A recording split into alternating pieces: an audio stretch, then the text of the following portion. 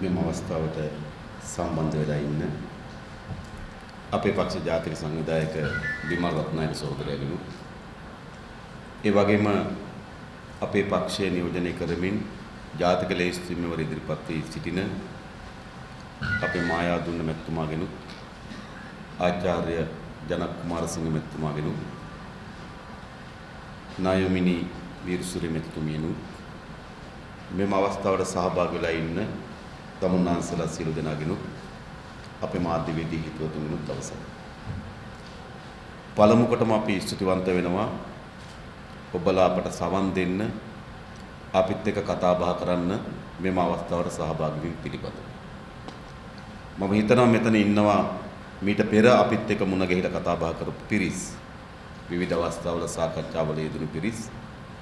ඒ වගේම පළමු වතාවට අපට සවන් දෙන අපිත් එක්ක කතා බහ කරන බොහෝ පිරිසකුත් මෙතන සිටිනවා. ඉතින් අපිට සතුටක් තිබෙනවා. අපේ පක්ෂය පිළිබඳව අලුතින් අවධානය යොමු වෙලා තිබෙනවා. බොහෝ පිරිස් සොයා බලමින් තිබෙනවා. බොහෝ පිරිස් ජනතා විමුක්ති පෙරමුණ කියන්නේ කුමක්ද කරන්නේ කුමක්ද කියන කරුණ පිළිබඳව වෙනදාට වඩා වැඩියෙන් අවධානයෙන් ඉන්නවා. මේක එක පැත්තකින් සතුටක්. කොහොමුණත් නැවත අවස්ථාවක් අපිට කතා කරන්න අපිට සවන් දෙන්න මෙම අවස්ථාවට සහභාගී වීම පිළිබඳව බෙහෙවින් සුදුවන්ත. දැන් ප්‍රධාන ලෙසම අපි මේ සාකච්ඡාවේ අරමුණ බවට පත් වෙලා තිබුණේ අපි විසින් ඉදිරිපත් කළාද හෘද සාක්ෂි සම්මුතිය කියන මේ ජාතික වැඩපිළිවෙල පිළිබඳව සහ ඒ ඉලක්කයේ අරමුණු පිළිබඳ යම් කරුණු කීපයක් පැහැදිලි කරා. මූලික ලෙස ගත්තොත් මෙම වැඩපිළිවෙල කොටස් දෙකකින් සමන්විත වෙනවා. එකක් තමයි සතුටින් සිටිය හැකි ජනතාවක් ගොඩනැගීම. දෙවෙනි කරුණ තමයි ස්ථාවර රාජ්‍යයක් ගොඩනැගීම. ස්ථාවර රටක් අවශ්‍යයි. සතුටින් ඉන්න ජනතාවක් අවශ්‍යයි. ඒතකොට ජනතාවක් සතුටින් ඉන්න නම් ඒ ජනතාවගේ මූලික උවමනාව දුවදරුවන්ට අධ්‍යාපනය, හොඳ ආදායම් මාර්ගයක්, ඉන්න නිවහනක්, නිරෝගී සම්පන්න ජීවිතයක්, කාර්යක්ෂම රාජ්‍ය පාලනය. මොකද අධ්‍යාපනය තමයි අපේ රටේ ජනතාවගේ ප්‍රධානම ගැටලුව බවට පත් වෙලා තිබෙන්නේ. ඒ නිසා කොහොමද අපේ රටේ දුවදරුවන්ට හොඳ අධ්‍යාපනයක් ලබා දෙන්නේ? ඒ වගේම ඒ දුවදරුවන්ට කොහොමද ආදායම් මාර්ගය සහිත රැකියාවක් උත්පාදනය කරන්නේ? ඒ වගේම දුවදරුවන්ට කොහොමද පවුලක් බවට පත් වුණාට පස්සේ නිවාසයක් ඇති වෙන්නේ? තමන්ගේ නිරෝගී සම්පන්න ජීවිතේ පවත්වාගෙන යන්නේ කොහොමද? ඒ වගේම රාජ්‍යයෙන් කරගන්න ඕන කාර්යභාරය කාර්යක්ෂම කරගන්නේ කොහොමද? ඒ සඳහා වූ වැඩපිළිවෙල අපි ඉදිරිපත් කරලා තිබෙනවා. ඒ තමයි සතුටින් සිටිය හැකි ජනතාවක් ගොඩනැගීම. ඊළඟ අපේ පරිච්ඡේදය වැඩිපුර අපි සාකච්ඡා කරනවා ස්ථාවර රටක්. රට ස්ථාවරත්වය රඳා පවතින්නේ පාර්ලිමේන්තුවේ ඔලුගෙඩි ගණනින් නොවේ. බොවා හිතාගෙන හිටියා පාර්ලිමේන්තුවේ 3න් 2ක් තිබ්බහම රට ස්ථාවර වෙනවා. අපි එහෙම විශ්වාස කරන්නේ නැහැ. රට ස්ථාවරත්වය රඳා පවතින නම් ප්‍රජාතන්ත්‍රවාදය සහ නිදහස, ජාතික සමගිය, නිවැරදි විදේශ ප්‍රතිපත්තිය, ඒ වගේම නීතිය සහ විධානයේ ආධිපත්‍යය, ජාතික ආරක්ෂාව. මේ කරුණු පහ සම්පූර්ණ වුණොත් තමයි රටක ස්ථාවරත්වය රඳා පවතින්නේ. මොකද නිදහස සහ ප්‍රජාතන්ත්‍රවාදය අවුරලා රටක ස්ථාවරත්වය ගොඩනගා ගන්න බෑ.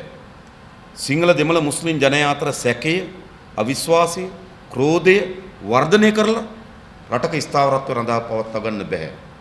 ජාතික ආරක්ෂාව අනතුරට හෙළලා රටේ ස්ථාවරත්වය රඳා පවත්වා ගන්න බෑ. ගැටුම්කාරී විදේශ ප්‍රතිපත්තියකට ගිහිල්ලා රටක ස්ථාවරත්වය රඳා පවත්වා ගන්න බෑ. අධිකරණ පද්ධතිය, පොලිසිය ඒ කාර්යභාරය වලට ඇඟිලි ගහලා කඩාවට්ටලා රටක ස්ථාවරත්වය රඳා පවතින්න බෑ. ඒ නිසා රටක ස්ථාවරත්වය රඳා පවතිනවා ජාතික ආරක්ෂාව, නිවැරදි විදේශ ප්‍රතිපත්තිය, ප්‍රජාතන්ත්‍රවාදය සහ නිදහස, නීතිය සහ විධානයේ ආධිපත්‍ය, ජාතික සමගිය. ඒ ගොඩ නැංවීම සඳහා වූ යෝජනාවන් අපි ඉදිරිපත් කරලා තිබෙනවා. ඒ නිසා මේ වැඩපිළිවෙල කරුණු දෙකක්, එක පැත්තකින් ජනතාවගේ ජීවිතේ කොහොමද ඉස්සරහට ගේන්නේ, අනිත් පැත්තේ රටේ ස්ථාවරත්වය කොහොමද රඳා පවත්වන්නේ කියන සාධක දෙක තමයි මේ වැඩපිළිවෙල පුරාම ඒවට කුස් කර්මාන්ත මේ වෙනම තිබුණට මේකේ හරය ගත්තොත් ජනතාව සතුටින් තියන්නත් ස්ථාවර රාජ්‍ය ගොඩනැගීම සඳහා අරමුණු කරගත්තු ජාතික වැඩපිළිවෙලක් අපි ඉදිරිපත් කරලා තිබෙනවා. ඒතර එහිදී මම හිතනවා මෙතන රැස් වෙලා ඉන්න විශේෂයෙන්ම අපේ රටේ ව්‍යාපාරික ශේත්‍රයේ කර්මාන්ත කරුවන් හැටියට ඒ වගේම විදේශ වෙළඳපොලේ යම් අපනයන කරුවන් හැටියට ඒ වගේම වෙළඳපොළට සම්බන්ධ වෙන පිරිස් හැටියට මම හිතන්නේ අපේ රටේ පෞද්ගලික අංශයේ ව්‍යවසායකත්වයේ විශාල පිරිසක් විතර නියෝජනය කරමින් තිබෙනවා. ඒ නිසා මම හිතනවා වඩාත් අපේ සාකච්ඡාව ආර්ථික දිශාවට ගෙනිච්චොත් හොඳයි කියලා. මොකද අපි ගොඩක් රාජපක්ෂ මහත්මයා ගැන, රනිල් වික්‍රමසිංහ මහත්මයා ගැන, පැවති පාලනය පිළිබඳව, පවුල්වල ස්වභාවය පිළිබඳව, වංචාවන් පිළිබඳව, අධිකරණ මැදිහත් වූ ආකාරය පිළිබඳව, මාධ්‍යයට කරන ලද විනාශයන් පිළිබඳව බොහෝ අවස්ථාවල අපි සාකච්ඡා කරලා තිබෙනවා. ඒවා විටින් විවිධ ආකාරයෙන් සවන් දීලා ඇති කියලාත් මම විශ්වාස කරනවා.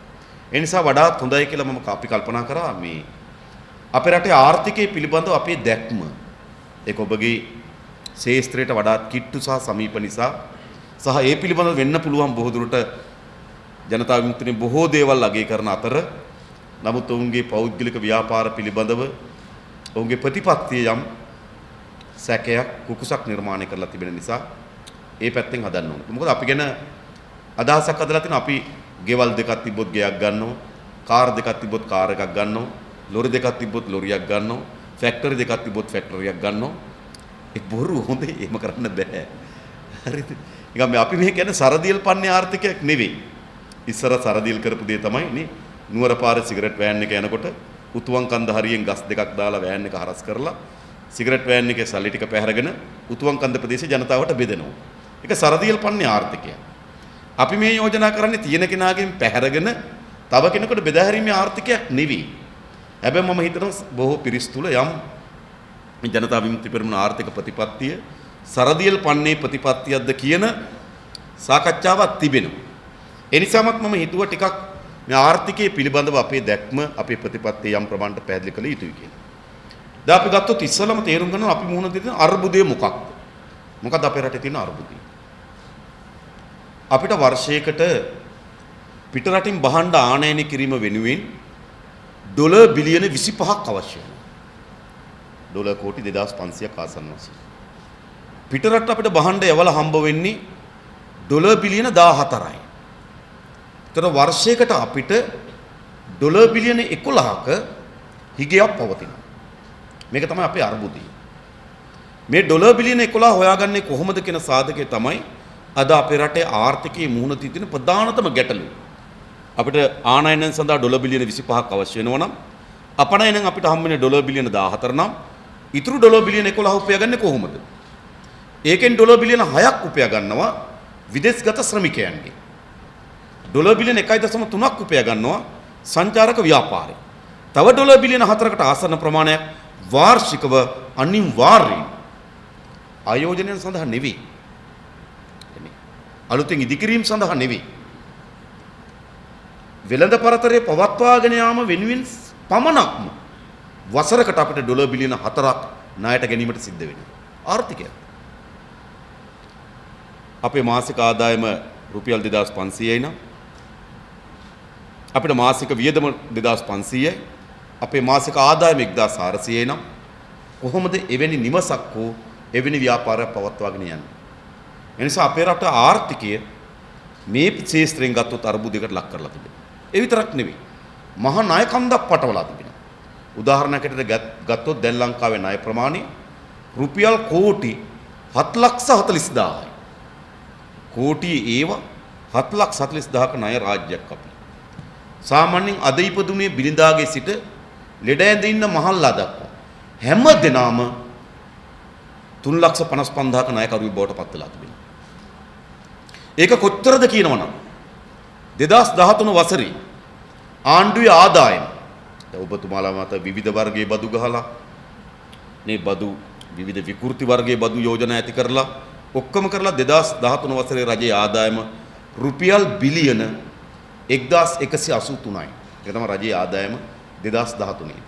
නමුත් 2013 වසරේ ණය පොලි වාරිකය ගෙවන්න අවශ්‍ය වුණා රුපියල් බිලියන 1191ක්. ඒ කියන්නේ මොකක්ද? වසරක් තුල රජය උපයා ගන්නා ලද මුළු ආදායම ප්‍රමාණවත් නැහැ. එම වසරේ ණය පොලි වාරිකය ගෙවන්න.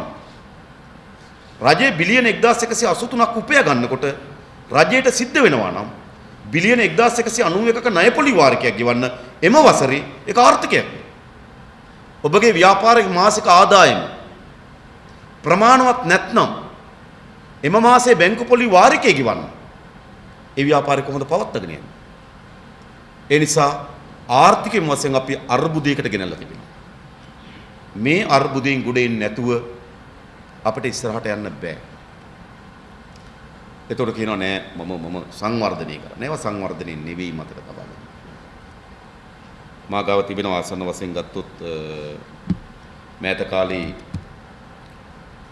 ණයවල ඒ කියන්නේ මේ ආණ්ඩුව ගත්තු ණයවල එකතුව ගත්තු මෑත කාලේ කරපු ව්‍යාපෘති වල එකතුව ගත්තොත් රුපියල් බිලියන 11676ක රුපියල් බිලියන 11676ක ව්‍යාපෘති ලබා දීලා තිබෙනවා කිසිදු ටෙන්ඩර් කැඳවීමකින් තොරව. බිලියන 11676ක පසුගිය අවුරුදු 7ක විතර ව්‍යාපෘති සංසන්දනය කළ බැලුවොත් ඒකක්වත් ටෙන්ඩර් පටිපාටි අනුගමනය කරලා නෙවෙයි ලබා දීලා තිබෙන්නේ. ඒ වගේම එක ව්‍යාපෘතියක් පිළිබඳව කටුනායක අධිවේගී මාර්ගයේ ව්‍යාපෘතිය පිළිබඳව ටෙන්ඩර් කැඳවීමකින් තොරව ලබා දීක පිළිබඳව විගණන විමසුමක් තිබෙනවා. ඒ විගණන විමසුම අනුව එහි පාඩුව කියනවා රුපියල් බිලියන 170ක පාඩුවක් සිද්ධ වෙලා තියෙනවා. කෝටි 1700ක පාඩුවක් සිද්ධ වෙලා තිබෙනවා ඒ හරහා ලබා දීම. ඒත් අපිට සංවර්ධනය කියලා මායාවක් මැව්වා. කියන්නේ අපිට චීන බැංකුවකින් ණයක් අරන් අධිවේගී පාරක් හදනවා. ජපාන් බැංකුවකින් ණයක් අරගෙන ගොඩනැගිල්ලක් හදනවා. කුවේට් අරමුදලෙන් ණයක් අරගෙන පාලමක් හදනවා. මේකට ආණ්ඩුවක් ඕනද? මේකට ආණ්ඩුවක් ඕනේ නැහැ. ආණ්ඩුවක් ඕන මොකද? ආර්ථික සැලැස්මක් හදලා රටේ ආදායම වැඩි කරලා ඒ ආදායමෙන් පංගුවක් භාණ්ඩාගාරයට අරගෙන ඒ භාණ්ඩාගාරයේ මුදල් යොදලා යටිතල පාසුකම් සකස් කිරීම තමයි රජයේ ආර්ථික ප්‍රතිපත්තිය වීතුවන්නේ. හැබැයි අද ප්‍රතිපත්තිය වී තිබෙන කුමක්? මේකට මුදල් අමාත්‍යවරයෙක් ඕනේ. මේකට ආණ්ඩුවක් ඕනේ නේ. සාමාන්‍ය ගමේ සිල්ලර කඩේ මුදලාලි කෙනෙකුට පුළුවන් චීනෙන් ණයක් දුන්නොත් පාරක් හදන්න. ජපානෙන් ණයක් දුන්නොත් ගොඩනැගිල්ලක් හදන්න. කුවේටෙන් අරමුදලෙන් මුදලක් දුන්නොත් පාලමක් හදන්න. ඒකට ආණ්ඩුවක් ඕනේ. ඒකට ආණ්ඩුවක් ඕනේ නේ. හැබැයි දැන් ආණ්ඩුවේ කාර්යභාරය වී තිබෙන කුමක්ද? පොඩි කොටසක් තියෙන මෙතන ආණ්ඩුවේ. ඒ මොකක්ද? ඒ ආයෝජනෙන් තමන්ගේ පංගුව වෙන් කරගන්නේ කොහොමද කියලා හොයා බැලීම. උත්තරයි. ඒන ව්‍යාපෘතියෙන් තමන්ගේ පංගුවක් වෙන් කරගන්නේ කොහොමද? උත්තරය මෙතන තියෙන්නේ. වෙන කිසි දැක්මක් ඉලක්කයක් මෙතෙන්ට නැහැ. ඒ නිසා අපේ රටේ ආර්ථිකය නැවත අපි අලුත් ස්ථාවරයකට අපි පිහිට විය යුතු තිබෙනවා. අලුත් ගමනකට අපි ආරම්භ කළ යුතු තිබෙනවා. ඒතර තමයි අපි කල්පනා කරේ අපේ ආර්ථිකයේ එක පංගුවක් අනිවාර්යෙන්ම අපි ලෝක වෙළඳපොලේ පංගුවක් අත්පත් කරගත යුතුයි. තවදුරටත් ලෝකයේ කිසිදු රටකට හුදකලාව තනිව ජීවත් වෙන්න බෑ. එහෙම ජීවත් වෙනවා නම් වසර 200ක් විතර ඈතට අපි යන්න ඕන. දැන් ලෝකේ තාක්ෂණයෙන් එකතු වෙලා තිබෙනවා. වෙළඳපොලෙන් එකතු වෙලා තිබෙනවා. sannivedanayen එකතු වෙලා තිබෙනවා. ගමනාගමනයෙන් එකතු වෙලා තිබෙනවා. ලෝකේ වඩාත් වේගයෙන් සමීප වෙමින් එනවා. සමීප වෙන ලෝකයක් ඇතුලේ හුදකලා රාජ්‍ය ගැන කතා කරනවා නම් ඇත්තට මුලේ පරීක්ෂා කර ගැනීම පිළිබඳ ප්‍රශ්නයක්ම තමයි එතන තිබෙන්නේ. මොකද කිසිදු රාජ්‍යයකට තවත් හුදකලාව ජීවත් වෙන්න බෑ. ඒ නිසා ලෝකේ තාක්ෂණයේ පංගුවක් අපි ගේන්න ඕන වගේම ලෝකයේ දැනුම අපි ගේන්න ඕන වගේම ලෝකේ sannivedana අලුත් සොයා ගැනීම අපි ගේන්න ඕන වගේම ලෝකයේ වෙළඳපොලේ පංගුවකුත් අපි අත්පත් කරගත යුතුයි. ලෝක වෙළඳපොලේ පංගුවක් අපි අත්පත් කරගන්න නැතුව අපේ රට ඉස්සරහට යන්න බෑ. 1978 දී ලෝක වෙළඳාමේ ශ්‍රී ලංකාවේ පංගුව 0.5යි. ලෝක වෙළඳාමේ ලංකාවේ පංගුව තිබ්බා 0.5ක. කියන්නේ ලෝකේ එක 200න් එකක ලෝකේ ඩොලර් 200ක වෙළඳාමක් වුණා නම් ලංකාවට ඩොලර් 1ක් අයිති. 200න් එකක පංගුවක් තිබුණා අපිට. අද කීයද? අද ලෝක වෙළඳාමෙන් අපේ පංගුව 0.04.5යි. ආසන්න වශයෙන් ගත්තොත් 2000න් එකයි. 1978 ලෝක වෙළඳාම ඩොලර් 200ක සිද්ධ වුණොත් අපිට ඩොලරයක් එනවා. අද ලෝක වෙළඳාම ඩොලර් 2000ක සිද්ධ වුණොත් තමයි අපිට ඩොලරයක් එන්නේ. ලෝක වෙළඳාමේ ශ්‍රී ලංකාවේ පංගුව 10 ගුණයකින් කඩා වැටුණා. 70 දශක වෙනකොට අපිට තේ තිබුණා, රබර් තිබුණා, පොල් තිබුණා. ඒවා අපේ ප්‍රධාන අපනයන භෝග බවට පත් වෙලා තිබුණා. තේ වෙනකොට ආදේශක බීමෙන්ද පටන් ගත්තා. පොල් අපිටත් ප්‍රමාණවත් නොවන තැනට ආවා. රබර් කෘත්‍රිම රබර් නිෂ්පාදනය වෙන්න පටන් ගත්තා. ලෝකයේ සිද්ධ වෙන අලුත් ඉල්ලුම, ලෝකයේ සිද්ධ වෙන අලුත් අවශ්‍යතාවයන්, ලෝකේ පුළුල් වෙන වෙළඳපොළ පිළිබඳව දැක්මක් සහිතව අපි අපේ නිෂ්පාදනයට අවතීර්ණ වුණේ නැහැ. ලෝකේ ඉස්සරහට යනවා. අපි මේ ලෝකයේත් එක්ක ඉබිගමිනින් පිටිපස්සේ යන ආර්ථිකයක් හැදුවා. ඒ නිසා අපේ සැලැස්ම තිබෙන්නේ පළමු කොටම අපි ලෝක වෙළඳපොලේ පංගුවක් අපි අත්පත් කරගත යුතුයි. එහෙම අත්පත් කරගෙන නැත්නම් කොහොමද යන්නේ? ලෝකේ හැම රටක්ම ජපානයේ ලෝක වෙළඳපොලේ මෝටර රථ නිෂ්පාදනයේ පංගුවක් අත්පත් කරන් තිබෙනවා. කොරියාව ලෝක වෙළඳපොලේ කාර්මික නිෂ්පාදනයේ පංගුවක් අත්පත් කරන් තිබෙනවා. චීනයේ ලෝක වෙළඳපොලේ කාර්මික නිෂ්පාදනයේ පංගුවක් අත්පත් කරන් තිබෙනවා. බ්‍රසීලයේ ලෝක වෙළඳපොලේ තිරිඟු නිෂ්පාදනයේ පංගුවක් අත්පත් කරන් තිබෙනවා. ඉතාලිය ලෝක වෙළඳපොලේ සම්භාණ්ඩ නිෂ්පාදනයේ පංගුවක් අත්පත් කරන් තිබෙනවා. ස්විට්සර්ලන්තය ලෝක වෙළඳපොලේ චොක්ලට් ඔරලෝසු නිෂ්පාදනයේ පංගුවක් අත්පත් කරන් තිබෙනවා. ඩෙන්මාර්කයේ ඕස්ට්‍රේලියාව නෙදර්ලන්තේ ගත්තොත් ලෝක වෙළඳපොලේ මල් වෙළඳපොලේ ලෝක වෙළඳාමේ එළවලු වෙළඳපොලේ ලෝක වෙළඳපොලේ කිරි මස් නිෂ්පාදනයේ පංගුවක් අත්පත් කරන් තිබෙනවා. අපි මොකද්ද අත්පත් කරන් තිබෙන්නේ? මොකද්ද අත්පත් කරන්නේ? මොකද්ද අපිට තිබුණු පරිශ්‍රණ? මොකද්ද ලෝකයේ ඇති වෙන පුළුල් වෙනස්කම් සහිතව අපි ලෝක වෙළඳපොලේ පංගුවක් ඉලක්ක කරගෙන අපි අද ආර්ථික සැලැස්ම මොකද්ද? කවුරු මුදල් අමාත්‍යවරයෙක් ඔබතුමාලට කැඳවලා කිව්වද? ලෝකයේ සිද්ධ වෙමින් තිබෙන චලනයන් මේවා. තව අවුරුදු 10කදී ලෝකයේ අවශ්‍යතාවයන් මේවා එනවා. තව අවුරුදු 20කදී ලෝකෙද මේ බහන තමයි සුලභම බවට පත් වෙන්නේ. ඒ නිසා ඔබ මේ ශේත්‍රයට ආයෝජනය කරන්න. ඒ වෙනුවෙන් අපි ප්‍රාග්ධනය සපයන්න කැමති. ඒ වෙනුවෙන් අපි දැනුම දෙන්න කැමති. ඒ වෙනුවෙන් අපි රාජ්‍ය මැදිහත්වයම දෙන්න කැමති. ව්‍යාපාරික ප්‍රජාවට ආරාධනා කරලා කිව්වද ලෝක වෙළඳපොලේ මේ පංගුව අත්පත් කර ගැනීම සඳහා අපි සැලැස්මක් හදලා තිබෙනවා. ඔබ එතෙන්ට එන්න කියලා. මට කියන කවුරුත් කිව්වද? අද ඕගොල්ලෝ ව්‍යාපාර කරන්නේ ඕගොල්ලන්ගේ ඉවටල ව්‍යාපාර කරන්නේ. අර මේ අස්පය දැම්මුත් වැඩ කරයි වගේ. මේ අස්පයට ගෙහුවොත් වැඩ කරයි. ඒ වගේ අද ව්‍යාපාර කරන්නේ ඉවට. මේ වෙලාවේ මේක දැම්මුත් වැඩ කරයි. මේ වෙලාවේ මේක දැම්මුත් වැඩ කරයි. එහෙම ඉවට ව්‍යාපාර අවශ්‍ය නැහැ. ව්‍යාපාර වුණ සංඛ්‍යා දත්ත තොරතුරු මත පදනම්ම ව්‍යාපාර ගොඩනගෙන්න ඕනකම තිබෙනවා. ඒ නිසා අපි සහතිකයක් දෙනවා. ඔබගේ ව්‍යාපාර ඉවට කරන ව්‍යාපාර. පුරුද්දට කරන ව්‍යාපාර. එබ්බැහි වීමට කරන ලද ව්‍යාපාර. සැබවින්ම ලෝකේ සංඛ්‍යා දොත්ත තොරතුරු මත ලංකාවේ ආර්ථික වමනාවක් මත මෙහෙමන ව්‍යාපාර බවට පත් කිරීම අපේ ප්‍රධාන අභිලාෂය. ඒක අපේ ප්‍රධාන අරමුණ. උදාහරණයක් මම ඔබට කියන්නම්. 2005 අපි කුස්කර්ම අමාත්‍යාංශ ඉන්න කාලේ එතකොට අපේ රටේ කිරි නිෂ්පාදනය තිබුණ 17යි. අපේ රටේ කිරි අවශ්‍යතාවයේ 17යි කිරි නිෂ්පාදනය කරේ. අපි ඉලක්කයක් හැදුවා 2010 වෙනකොට අපේ රටේ කිරි නිෂ්පාදනය 50ක් කරන්න ඕන කියලා. දැනුත් 23යි හොඳ. අපි ඉලක්කයක් හැදුවා අවුරුදු 5න් කිරි නිෂ්පාදනය 50ට අපේ අවශ්‍යතාවයෙන් භාගයක් නිෂ්පාදනය කරන්න ඕන. මොකද අපේ රටේ කිරි නිෂ්පාදනය වර්ධනය කරන්න පුළුවන් එකක්. අපිට තියෙන ප්‍රධාන කලාප තුනක්. එකක් නුවරඑළිය වැලිමඩ ප්‍රදේශය ගත්ත බණ්ඩාරවිල ගත්තොත් සීත කලාපයක් තිබෙනවා. නාරම්මල කුරුණෑගල ඒ කලා මාතලේ ඒ කලාපය ගත්තොත් අර්ධ කලාපය. අර්ධ සීතල කලාපය. ඊට පස්සේ අපිට අම්පාර මොනරාගල හම්බන්තොට පැත්තට ගිහපුත් නිකන් වියලි කලාපයක් තිබෙනවා. ඉතින් ලෝකයේ ඇති වෙන හැම වර්ගයේම කිරියල දුනුන් අපේ රට ඇති කරන්න පුළුවන්. ෆර්සියන් ඕන නම් අපිට යන්න පුළුවන්. ෆර්සියන් සතුන් ඇති කරන්න පුළුවන් නුවරඑළිය. මූරා වර්ගයේ සතුන් ඇති කරනවා නම් අපිට ඇති කරන්න පුළුවන් හම්බන්තොට. ඉන්දියාවේ හෝ පාකිස්තානයෙන් එන මූරා වර්ගයේ බෆලෝ නේ අපිට ඇති කරන්න පුළුවන් මේ හම්බන්තොට. ඒතර අපි සැලැස්මක් හැදුවා කොහොමද අපේ රටේ කිරි නිෂ්පාදනය වැඩි කරන්නේ.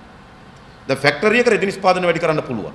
ගොඩනැගිල්ල වැඩි කරා, මැෂින් ටික වැඩි කරා, සේවක ටිකක් බඳව ගත්තා, අමුද්‍රව්‍ය ටික ගෙනාවා. ඇඳුම් නිෂ්පාදනය දෙගුණකින් වසරක් ඇතුළත වැඩි කරන්න පුළුවන් අවශ්‍ය නැහැ. හැබැයි මේක එහෙම නෙවෙයි. ගැහණු සතෙක් ගැබ් ගන්න ඕන. ඒ සතා නැවත සතෙක් බිහි කරන්න ඕන. බිහි කරන සතුන්ගේ 50% ගෑනු, 50% පිරිමි. ගැහණු සතා නැවත ගැබ් ගන්න ඕන. මේක ස්වභාවික ක්‍රියාවලියකට එක්ක ගැට ගිහිලා තිබෙනවා. ෆැක්ටරියක් හදනවා වගේ නෙවෙයි. ඊට අපි අපේ පස්වම් ක්ෂේත්‍රෙ මෙතෙක් හිටපු විශේෂඥයින් එක අපි වැඩමුළු ගණනාවක් පැවැත්තුවා. ගණනාවක් පතල අපි කිරි ක්ෂේත්‍රයේ ප්‍රධාන අරමුදය සුළු හා මධ්‍ය පරිමාණ ව්‍යාපාරිකයා අපේ රටේ කිරි ශේෂ්ත්‍රයට අවතීර්ණ වෙලා නැහැ. මෙතන ඉන්නවද කවුරුව? කිරි ශේෂ්ත්‍රයට අපේ රටේ සුළු හා මධ්‍ය පරිමාණ ව්‍යවසායකයා කිරි ශේෂ්ත්‍රයට ආයෝජනය කරන්නේ නැතුව අපේ රටේ කිරි ශේෂ්ත්‍රය ඉස්සරහට යන්න බෑ. අඩුමතරම සත්තු 500ක් ඉන්න ගොවි පොළවල් 100ක්වත් වුණා. මොකද ලොකු ගොවි පොළක් තිබ්බොත් තමයි එතන තාක්ෂණයේ ඉන්නේ. අලුත් පර්යේෂණ කරන්නේ. අලුත් සත්තු වර්ග ගේන්නේ. සත්තු 4-5ක් ඉන්න කෙනා අලුත් පර්යේෂණ වලට යන්නේ නැහැ. අලුත් අත්අදා බැලීම් වලට යන්නේ නැහැ. අලුත් අත්අදා බැලීමට යන්නේ ලොකු ගොවි පොළක් තියෙන කෙනා. ඒ නිසා අපි සලස්මක් ඇදුවා සුළු හා මධ්‍ය පරිමාණ ව්‍යවසායකයා කැඳවන්න ඕන කිරි ශේෂ්ත්‍රයට. එතකොට අපි ලකී යෝගට්, පොත්මලේ කිරි, නෙස්ලේ වැනි සමාගම් ව්‍යවසායකයන් අපි කැඳවලා අමාත්‍යාංශ විශාල සාකච්ඡාවක් කරා. අපි කිව්වා ඊඩම් අමාත්‍යාංශයට අපි සතුටු තිබුණේ. අපි කිව්වා ගිරාඳුරු කෝට්ට ප්‍රදේශයෙන් හැම කෙනාටම අක්කර 200 ගැන අපි දෙන්න එකඟයි. විශාල ඉඩම් ප්‍රමාණයක් තිබුණු ගිරාඳුරු කෝට්ටේ. දැන් බඩිරු ගිටවලා තියෙන ඉඩම් වල අක්කර 5000ක විතර. අපි අක්කර 200 ගාන දෙන්න ලෑස්ති. ඒ වගේම අපි සත්තු 500කට වඩා තියෙන හැම ගොවිපලකටම රජයෙන් පසු වෛද්‍යවරු දෙන්න ලෑස්ති. මොකද අපේ පසු වෛද්‍ය පීඨයෙන් එතකොටත් එළියට ඇවිල්ලා රස්සාව නැතු උපාධාරයෙන් හිටිය 400කට ආසන්න ප්‍රමාණයක් රැකිය නැතුව. ඒතරුම් පසු වෛද්‍යවරයා උන්ට රස්සාවක් නැහැ. ඒ උන් 400ක් එළියේ ඉන්නේ. අපි කෝ ඇති කරන හැම ගොවිපලකටම ආණ්ඩුවෙන් පසු වෛද්‍යවරු දෙන්නෙත් දෙනවා. මුදල් අමාත්‍යාංශ සෙනඟම් පී.බී. ජයසූරිය මහත්මයා අපි කැඳෙව්වා. එතුපත් එක්ක සාකච්ඡා කළා මේ ශේෂ්ත්‍රයට අදාළ ආම්පන්න වල බදු වයින් කරලා දෙන්න කියලා. ඊට පස්සේ මහජන බැංකුවේ සභාපතිවරයාත් එක්ක අපි සාකච්ඡාවක් කරා. මේ ශේෂ්ත්‍රයට ආයෝජනය කරන අයට අඩු පොලියට ණය ක්‍රමයක් හදලා දෙන්න කියලා. ඊට පස්සේ ප්‍රශ්නයක් ආවා අපිට හොඳ සතුන් වර්ගනේ. එතකොට ඉන්දියානු තානාපති නිරුපමා රාව් අපි එතුමියත් එක්ක සාකච්ඡා කරා අපිට ඉන්දියාවෙන් හොඳ සත්තු ටිකක් ගෙනත් දෙන්න කියලා. එතුමිය එකඟ වුණා ගැබ්ගත්තු සත්තු 2000ක් අපිට ගෙනත් දෙන්න. ගැබ්ගත්තු සත්තු. ඊට පස්සේ අපිට සල්ලි නැහැ. හැබැයි අපිට වාර්ෂික තියෙන ඉන්දියානු ක්‍රෙඩිට් ලයින් එකක් තියෙනවා ඩොලර් මිලියන 800ක. වාර්ෂික අපිට ණය මුදලක් වෙනවා ඩොලර් මිලියන 800ක. ඒකෙන් පංගුවක් මේකට වියදම් කරන්න කිව්වා. දැන් බලන්න. ඉලක්කය කාගේද? ආණ්ඩු ඉලක්කයක් හදනවා. කැඳවන්නේ කවුද? පෞද්ගලික අංශ ව්‍යවසායකයෙක් කැඳවනවා. රජය උදව් කරනවා. බැංකුව පොලි අනුපාතකයක් දෙනවා. විදේශ සබඳතාවලින් මේ පැටවුටික් ගෙනත් දෙනවා. මුදල් අමාත්‍යාංශයෙන් බදු සහනය දෙනවා. ඒතකොට රජයේ හදන ඉලක්කයකට පෞද්ගලික ව්‍යවසායකයෙක් කැඳවනවා. ඒ අලුත් ශේෂ්ත්‍රයක් නම් ඒ ශේෂ්ත්‍රයේ යම් ප්‍රමාණයකට අභියෝගයක් බාර ගන්නවා. දැන් තමන් කරමින් තිබෙන ව්‍යාපාරේ ඒක පිළිබඳව චලන වෙන ආකාරය, නාඩි වැටෙන ආකාරය පිළිබඳ අවබෝධයක් තිබෙනවා. හැබැයි නව ශේෂ්ත්‍රයකට එනකොට ඒක අභියෝගයක්. එහෙනම් ඒ අභියෝගය පිළිබඳව වෙන අසිරුතාවය පිළිබඳ වගකීමක් ආණ්ඩුව බාර ගන්නවා. අපි කිව්වා අපි ඔබට ඒ වගකීම් බාර ගන්න. ඔබ මේ ශේෂ්ත්‍රයට ආයෝජනය කරන්න.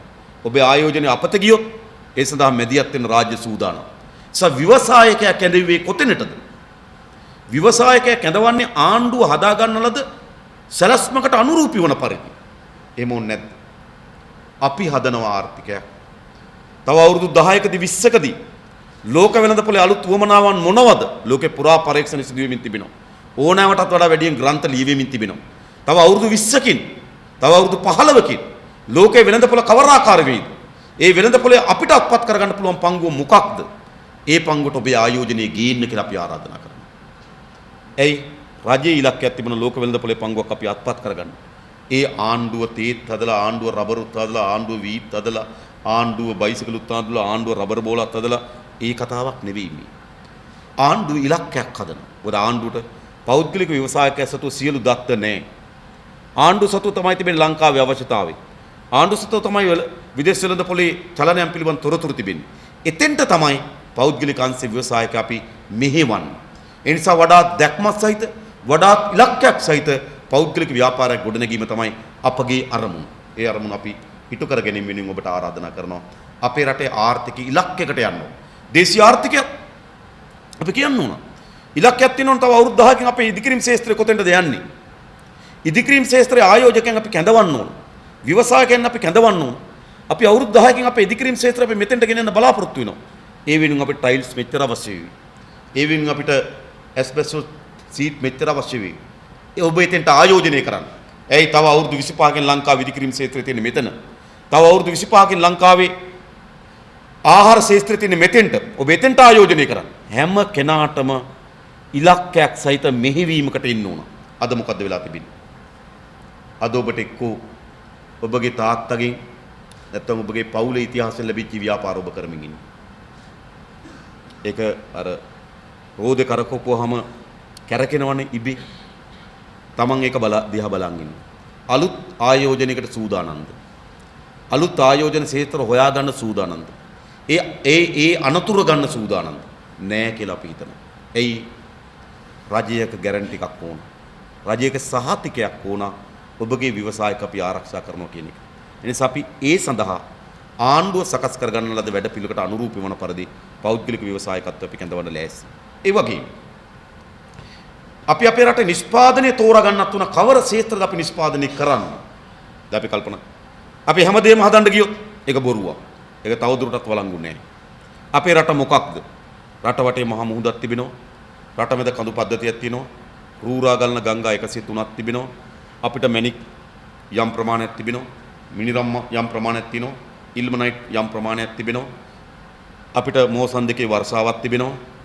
අපිට ගිනි කඳුනේ කාන්තාර නැහැ. ඕක තමයි අපේ රට. එහෙනම් අපිට අපේ රට ගැන ආඩම්බරයක් තියෙනවා. හැබැයි ඒ වගේම අපිට අපේ රට ගැන ඇත්ත ඇගීමක් තියෙන්නත් ඕන. අද ලෝකේ වටිනාම ආර්ථික සම්පත් ගෑස් අපි හොයාගන්නේ නැහැ. තෙල් අපි හොයාගෙන නැහැ. ගල් ලඟුරු නිදි අපිට නැහැ. රත්තරන් නිදි අපිට නැහැ. තුත්තනායගම් නිදි අපිට නැහැ. ඒ නිසා ලෝකයේ ආර්ථික වශයෙන් වටිනා සම්පත් ප්‍රමාණිකුත් අපිට නැහැ. අපි අපේ රට ගැන ආඩම්බර වෙනවා වගේම අපේ රට පිළිබඳ හරිය ඇගීමක් අපිට තියෙනවා. අපි ආඩම්බරේ මත් වූාටම රටක ආර්ථිකය ගොඩනගන්න බෑ. ඒ නිසා රටේ සම්පත් රටේ හැකියාවන් පිළිබඳව හොඳ ඇගීමක් තිබෙන්න ඕන. අන්නේ ඇගීම මත පදනම්ව තමයි අපේ ව්‍යාපාරික ශාස්ත්‍රය තෝරගන්න ඕනකම තිබෙන්නේ. එහෙම නැත්නම් අපි හෙට කිව්වොත් අපි මේවා හදනවා. මේ මොනවද? මේ එහෙම කරන්න බෑ.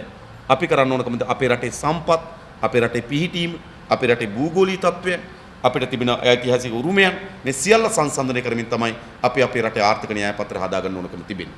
එතකොට අපි හිතනවා කුසකර්මාන්ත අපේ ආර්ථිකයේ සැලකිය යුතු පංගුවක් හදාගන්න පුළුවන් කියලා. හැබැයි ඒක විශාල පංගුවකට යන්න බෑ. අපේ රටේ තියෙන වර්ග කිලෝමීටර් 65610යි. ජනගහනය ඉන්න කෝටි 2ක්.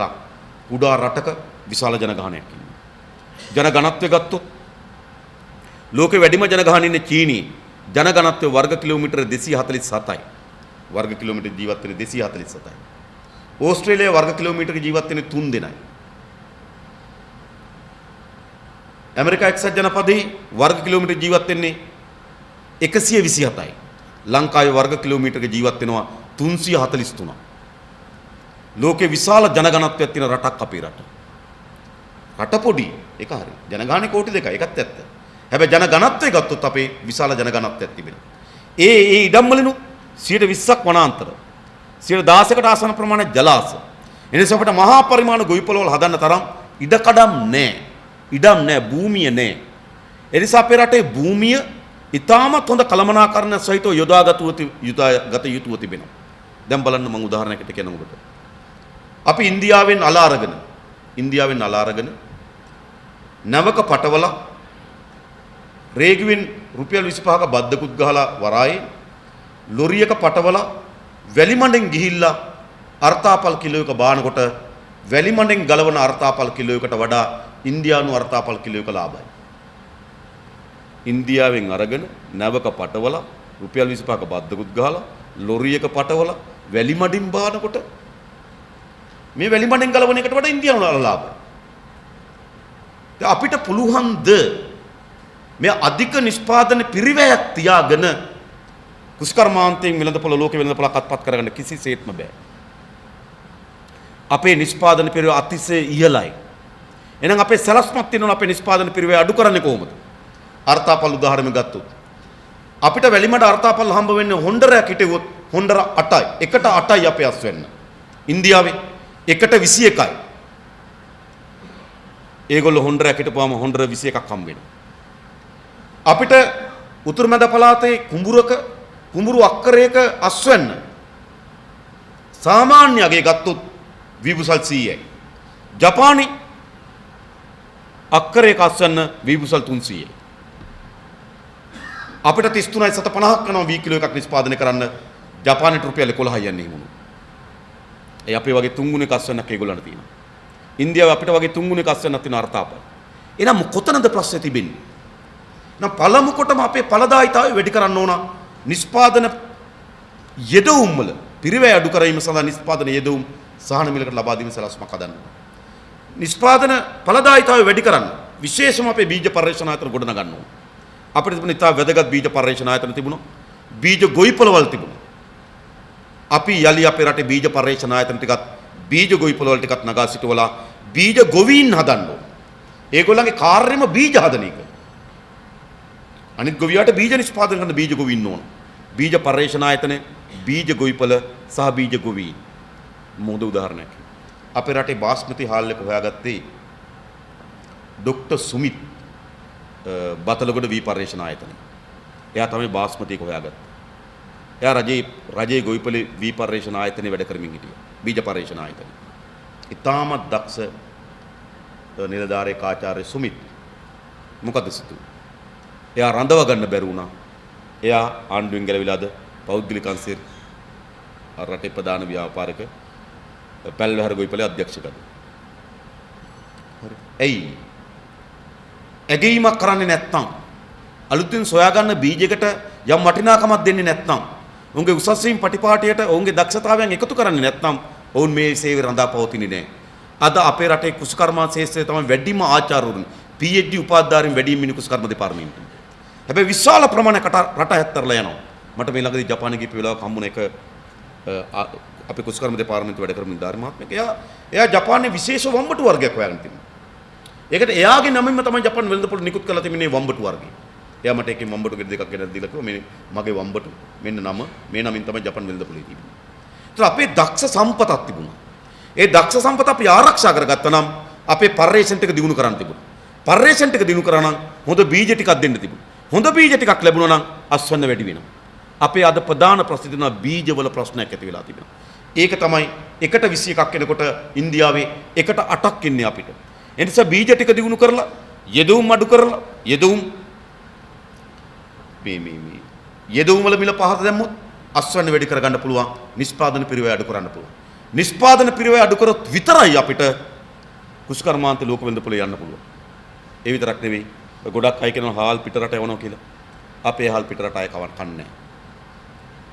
ඒගොල්ලන්ට හාල් ටික ගෙනල්ලා එහෙමම මේකේ දාලා උයලා ගන්න. අපේ අහල් හොදන්න ඕන, පෙරන්න ඕන නේද? අර තම්බනකොට උඩින් පියන ඇරලා තියෙන්න ඕන, සැර යන්න. ඒ මහල් ලෝකේ කවුද කන්නේ? ඉතින් පරිශ්‍රණයක් ඕන.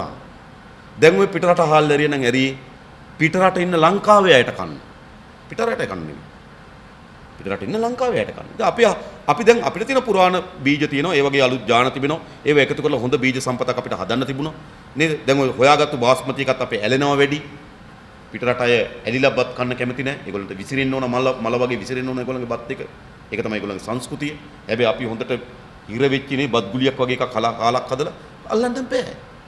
අපිට කියනවා අපි බටු යවනවා පිට රට, පතෝල යවනවා පිට රට. බොරු හොඳ එහෙම යවන්න බෑ. හරිද? එහෙම කොහොමද යවන්නේ? මේ බටු කවුද කන්නේ? හරිද? අපි දන්නවනේ මේ ලෝකේ කියන්නේ අපේ රටේ ප්‍රධාන ප්‍රශ්නයක් තිබෙනවා. අපි වෙනම කතා කරමු. කියන්නේ ලෝකයේ ආහාරවල ක්වොලිටි එක තමයි ලෝකේ ප්‍රධාන නිර්ණායකයාද. ලෝකේ ආහාර හොඳට නැත්නම් ඒ කිසිදු ආහාර වර්ගයක ලෝකෙ විකුණන්න බෑ. අපේ ආහාර කොහොමද එන්නේ? ඒක කොහොමද එන්නේ? දැන් අපිට ඇපල් ගෙඩිය එන්නේ කොහොමද? ඕස්ට්‍රේලියාවෙන් කඩලා හැම ගෙඩියටම මේස් එකක් තියෙනවා දාන්නනේ. හැම ගෙඩියකම මේස් එකක් දාලා වෙනම පෙට්ටියක් තියෙනවා. පෙට්ටිය තියෙනවා අර බිත්තර වහුරන වගේ වෙනම කූර තියෙනවා. ඒක ඇසුරුම් කරලා සීතාගාරේ තියලා නැවේ පටවලා කොළඹ වරායට ගෙනල්ලා ගුදමේ තියලා සීත ගබඩාවේ තියලා ඇඹිලි පිටියේ පොළට ගිහිලා බාන කොටත් ඇපල් ගෙඩිය තියෙනවා කිරිසුද්දා වගේ. ඒ කොහොමද? අපේ අඹ ගෙඩිය නේ අපි කොහොමද අඹ කඩන්නේ? අම්පාර පැත්ත ගිහලා අපි දැකලා තියෙනවා නේද? අර ගෝණියක් බඳිනවා අර රිට්ටක ගන්න මේව හොල්ලනවා. ටිකක් අඹ ගෝණියට වැටෙනවා, ටිකක් බිමට වැටෙනවා. ඔක්කොම පටවනවා ලොරියක. ඒ ලොරිය එනකොට උන්න නේද? ඇඹිලි පිටිය හරියෙන් පටවනවා කෙසෙල්, අවිස්සාවෙල්ල හරියෙන් පටවනවා අන්නාසි. අම්පාරේ අඹ, ඇඹිලි පිටියේ කෙසෙල්, අවිස්සාවෙල්ලේ අන්නාසි, පිටකොටුවෙන් බානවා සැලඩ්. ඔයගොල්ලෝ ගිහිල්ලා බලන්න උදේ 9ට විතර ගිහිල්ලා බලන්න පිටකොටුවට බැකෝ යන්ත්‍ර වලින් මේ එළවලු පළතුරු අහක් කරන්න. බැකෝ අර පිටකොටුවට ආපු ලොරි ටික ඉවරනවාම මේ බැකෝ වලින් එළවලු පළතුරු පටවන. මේ මෙහෙම කොහෙද තියෙන්නේ? එළවලු අපි දන්නවා අනුරාධපුර පැත්තේ බටු හැදෙනකොට මොකද කරන්නේ? ගෝණියකට බටු ටික දාලා ඒ මුළු දෙහකින් අල්ලලා ගහනවා පොළොවේ. ඊට පස්සේ එක්කෙනෙක් නැගලා පාගනවා. පාගලා ආය කිලෝ දෙකක් විතර දාලා ගෝණියකට ගන්නවා. ඒ ගෝණිය නේද ලොරියක නැගලා එනවා කොළඹ පිටකොටුවේ. ඉතින් පිටකොටුවෙන් ආයෙ බිමට විසිකනවා. ආයෙ බක්කියට විසිකනවා. ආයෙ නිට්ටමිය මාකට් එකකින් එනවා පිටකොටුවට ඒක ගන්න. ඊට පස්සේ ආයෙ පාන්දර 3ට විතර නිට්ටමියෙන් ආපු බටු ගෝණිය. ආයෙ යනවා උදේ නිට්ටඹුවට. තව මුදලාලි කෙනෙක් අරගෙන. ඒක දානවා බිමට, ඒක දානවා බක්කියට, ආයෙ දානවා තරාදියට, ඉතුරු වෙන බටු. අපේ රටේ පසු අස්වැන්න වාසය 38යි. 38ක් එළවලු වලින් අපතේ යනවා. ඒතර දන්නවා මුදලාලි ගන්නකොටම දන්නවා මොකද්ද? කිලෝ 100ක් ගත්තට ගොවියගෙන් 62යි විකුණන්න පුළුවන් කියලා. ඒ නිසා අපේ කුෂ්කර්මාන්තයට ඕන ප්‍රධාන දෙකක් මොකද්ද? එකක් නිෂ්පාදන පිරවැය අඩු කරන්න ඕන. ඒ සඳහා ඵලදායීතාවය වැඩි කරන්න ඕන. අලුත් පර්යේෂණ ඕන. ඒ වගේම යෙදවුම් වල මිල අඩු කරන්න ඕන. ඊළඟ අස්වැන්න නෙලීම විද්‍යාත්මක කරන්න ඕන. ඊළඟ ඇසුරුම්කරණය ඕන. ගබඩාකරණය ඕන. ප්‍රවාහණය ඕන. අන්න ඔබ එන්න ඕන ගබඩාකරණයට. ඔබ එන්න ඕන ඇසුරුම් කර්මාන්තය අරගෙන. ඔබ එන්න ඕන ප්‍රවාහන ශාස්ත්‍රය අරගෙන. කුෂ්කර්මාන්තයට ආණ්ඩුවේ සලස්මක් තිබෙනවා. දේශීය ආහාර සුරක්ෂිතභාවය පිළිබඳ ප්‍රශ්න නෙමෙයි. දේශීය ආරක්ෂක සුරක්ෂිතභාවය අපිට අතිශය වැදගත්. හැබැයි ගොවියගේ ජීවිතේ නගා සිටවන්න බෑ. අපිට විතරක් අවශ්‍ය කරන ආහාර ටික හදලා. ගොවියගේ ජීවිතේ නගා සිටවන අනිවාර්ය ලෙසම අපි ලෝක වෙළඳපොලේ පංගුවක් කුෂ්කර්මාන්තය අත්පත් කරගන්න ඕන. අත්පත් කරගන්න නම් ඇසුරුම්කරණය, ගබඩාකරණය, ප්‍රවාහණය, කුෂ්කර්ම ශාස්ත්‍රයට අලුතෙන් ඇතුළත් පරිච්ඡේද. අන්න ඒ සඳහා පෞද්ගලික ව්‍යවසායකයන් එන්න ඕන. අපි කියන්නේ එතෙන්ට ඔබගේ ආයෝජනය ගිහින් කුෂ්කර්මාන්ත ශාස්ත්‍රය ගත්තොත්, පස්සම්පත් ශාස්ත්‍රය ගත්තත් එimhe. කර්මාන්ත ශාස්ත්‍රය ගත්තොත් කර්මාන්ත ශාස්ත්‍රයේ පංගුවකුත් අපිට අත්පත් කරගන්න පුළුවන්. හැබැයි ඒ කර්මාන්ත අපේ රටට විතරක් හදලා අත්පත් කරගන්න බෑ. අපේ වෙළඳපොළ කොච්චරද? කොච්චර හાર્ඩ්වෙයාර් තිබුණත්, කොච්චර හෝටල් දාලා තිබුණත්, කොච්චර බියුටි සැලොන් දාලා තිබුණත්, කොච්චර ව්‍යාපාරික ආයතන තිබුණත්, කොච්චර පොළවල් තිබ්බත් දවසකට අපේ රටේ වෙළඳපොළට එන්නේ ලක්ෂ 30යි. බඩු ගණ්ඩයි, බඩු විකුණන්නයි දවසකට එන්නේ ලක්ෂ 30යි. කඩ කොච්චර තිබුණා? ව්‍යාපාර කොච්චර තිබුණා? අපිට ඉන්නේ ලක්ෂ 30ක පාරිභෝගිකෙක් දවසකට. ඒතර අපි කොහොමද මේ ලක්ෂ 30 පාරිභෝගිකයාගෙන් පමණක් අපේ නිෂ්පාදනික ස්ථාවර භාවයක් රඳා පවත්වාගන්නේ? අපිට ආසන්න ඉන්දියාවේ අපිට දෙන කෝටි 38ක වෙළඳපොළක් තියෙනවා. දවසකට ඉන්දියාවේ වෙළඳපොළට දෙන කෝටි 38ක්. ලංකාව වගේ 100 ගුණයක වෙළඳපොළක් තියෙනවා ඉන්දියාවේ. හැබැයි ඉන්දියාවේ වෙළඳපොළට අවතීර්ණ එක ලේසි නෑ. ඒගොල්ලෝ විශාල බාධාවන් දාලා තිබෙන්නේ. අපිට සප්ත වගේ ගිවිසුම් ගැහුවට අපේ රටේ හදන්න බැරි ඒවට තමයි අපිට chance එක දීලා තියෙන්නේ. හොඳට දන්නවා. හැබැයි අපි බලන්න ඕනකම තිබෙනවා. ඒක ඇතුළට රින්ගන්න එක ප්‍රවේදයක් හරි අපිට හොයාගන්න බැරිද? එක භාණ්ඩයක් හරි හොයාගන්න බැරිද? ඉන්දියානු කෝටි 38 වෙළඳපොළ අත්පත් කරගන්න. අපි ආසන්නම ඉන්දියාවේ වෙළඳපොළේ පංගුවක් අත්පත් කරගෙන ඉන්න සලස්මක් හදන්න ඕන. ඒකේ පංගුව මොකද්ද කියලා ආර්ථික විශේෂඥ කාර්යභාරය. හැබැයි අපි හොයන්න ඕන. අපේ ලක්ෂ 30යි නම් මිලියන 3යි නම් අපේ වෙළඳපොළ. අපේ වෙළඳපොළ මිලියන 3ක් වෙනකොට ඉන්දියාවේ වෙළඳපොළ මිලියන 380ක් තියෙනවා. ඒ මිලියන 3 අපිට වගේ 100 ගුණයකට වඩා වැඩි වෙළඳපොළක් අපේ ආසන්නයේ තිබෙනවා. අපි මොනවද යවන්නේ? අඩුම තරමේ කරුංග ටික යවන්නත් බෑ. ඒකෙත් නේද මැලේසියාවෙන් කරුංග ගෙනල්ලා අපේ කියලා යවනවා. ඕකනේ කරුංග බිස්නස් එක. ඔය පෞගේ කාලේ අහන්දෝලින් තුඩුන්නේ.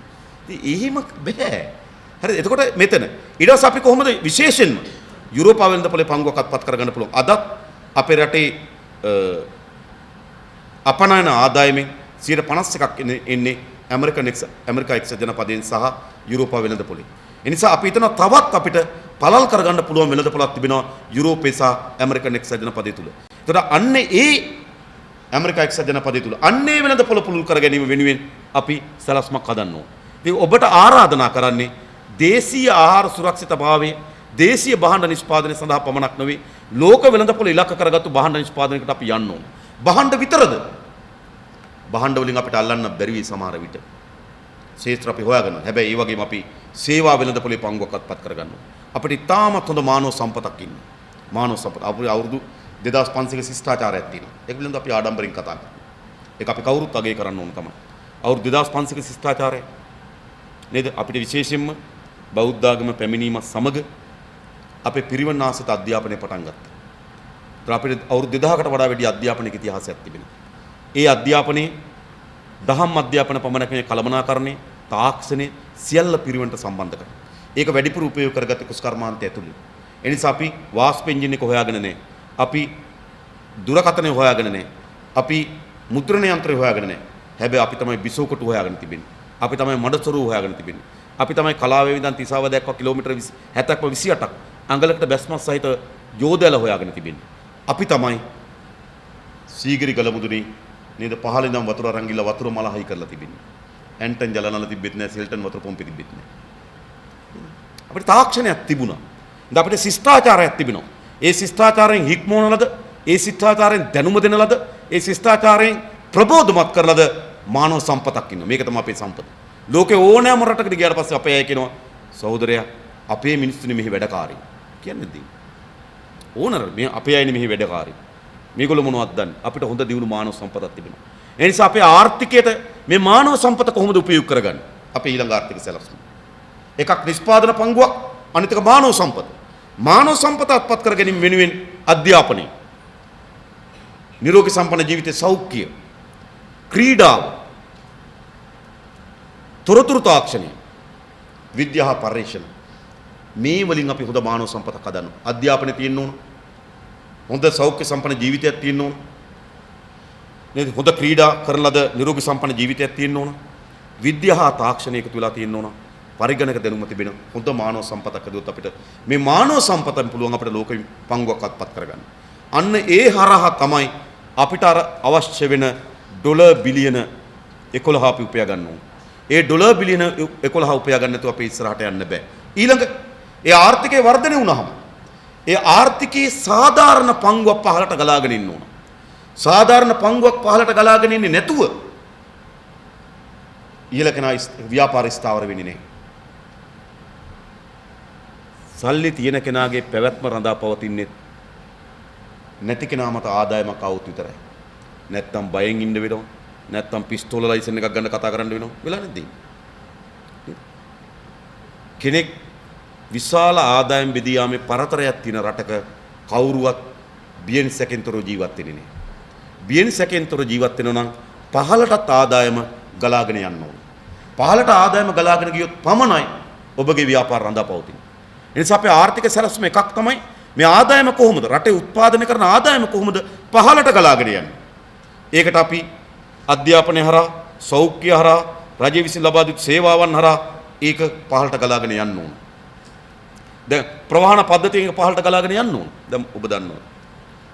ලෝකයේ හැම බස් එකකටම නගින්න තියෙන්නේ එක පඩියයි හෝ දෙකයි.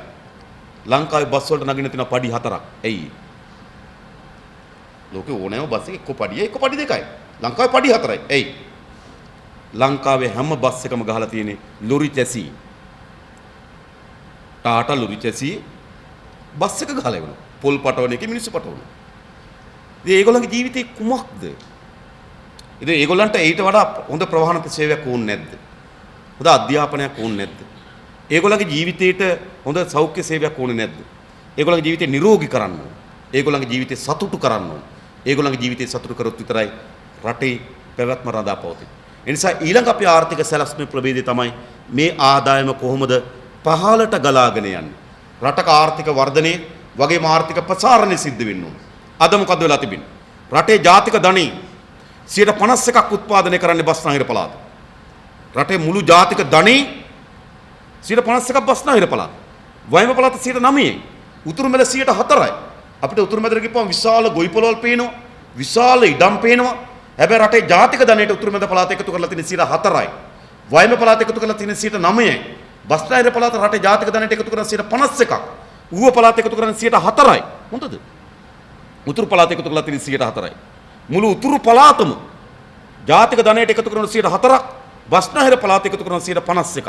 ඒ නිසා ආර්ථික වර්ධනය වගේම ආර්ථික ප්‍රසාරණය වැදගත්. ආර්ථික අපි ප්‍රසාරණය කරන්න ඕනේ.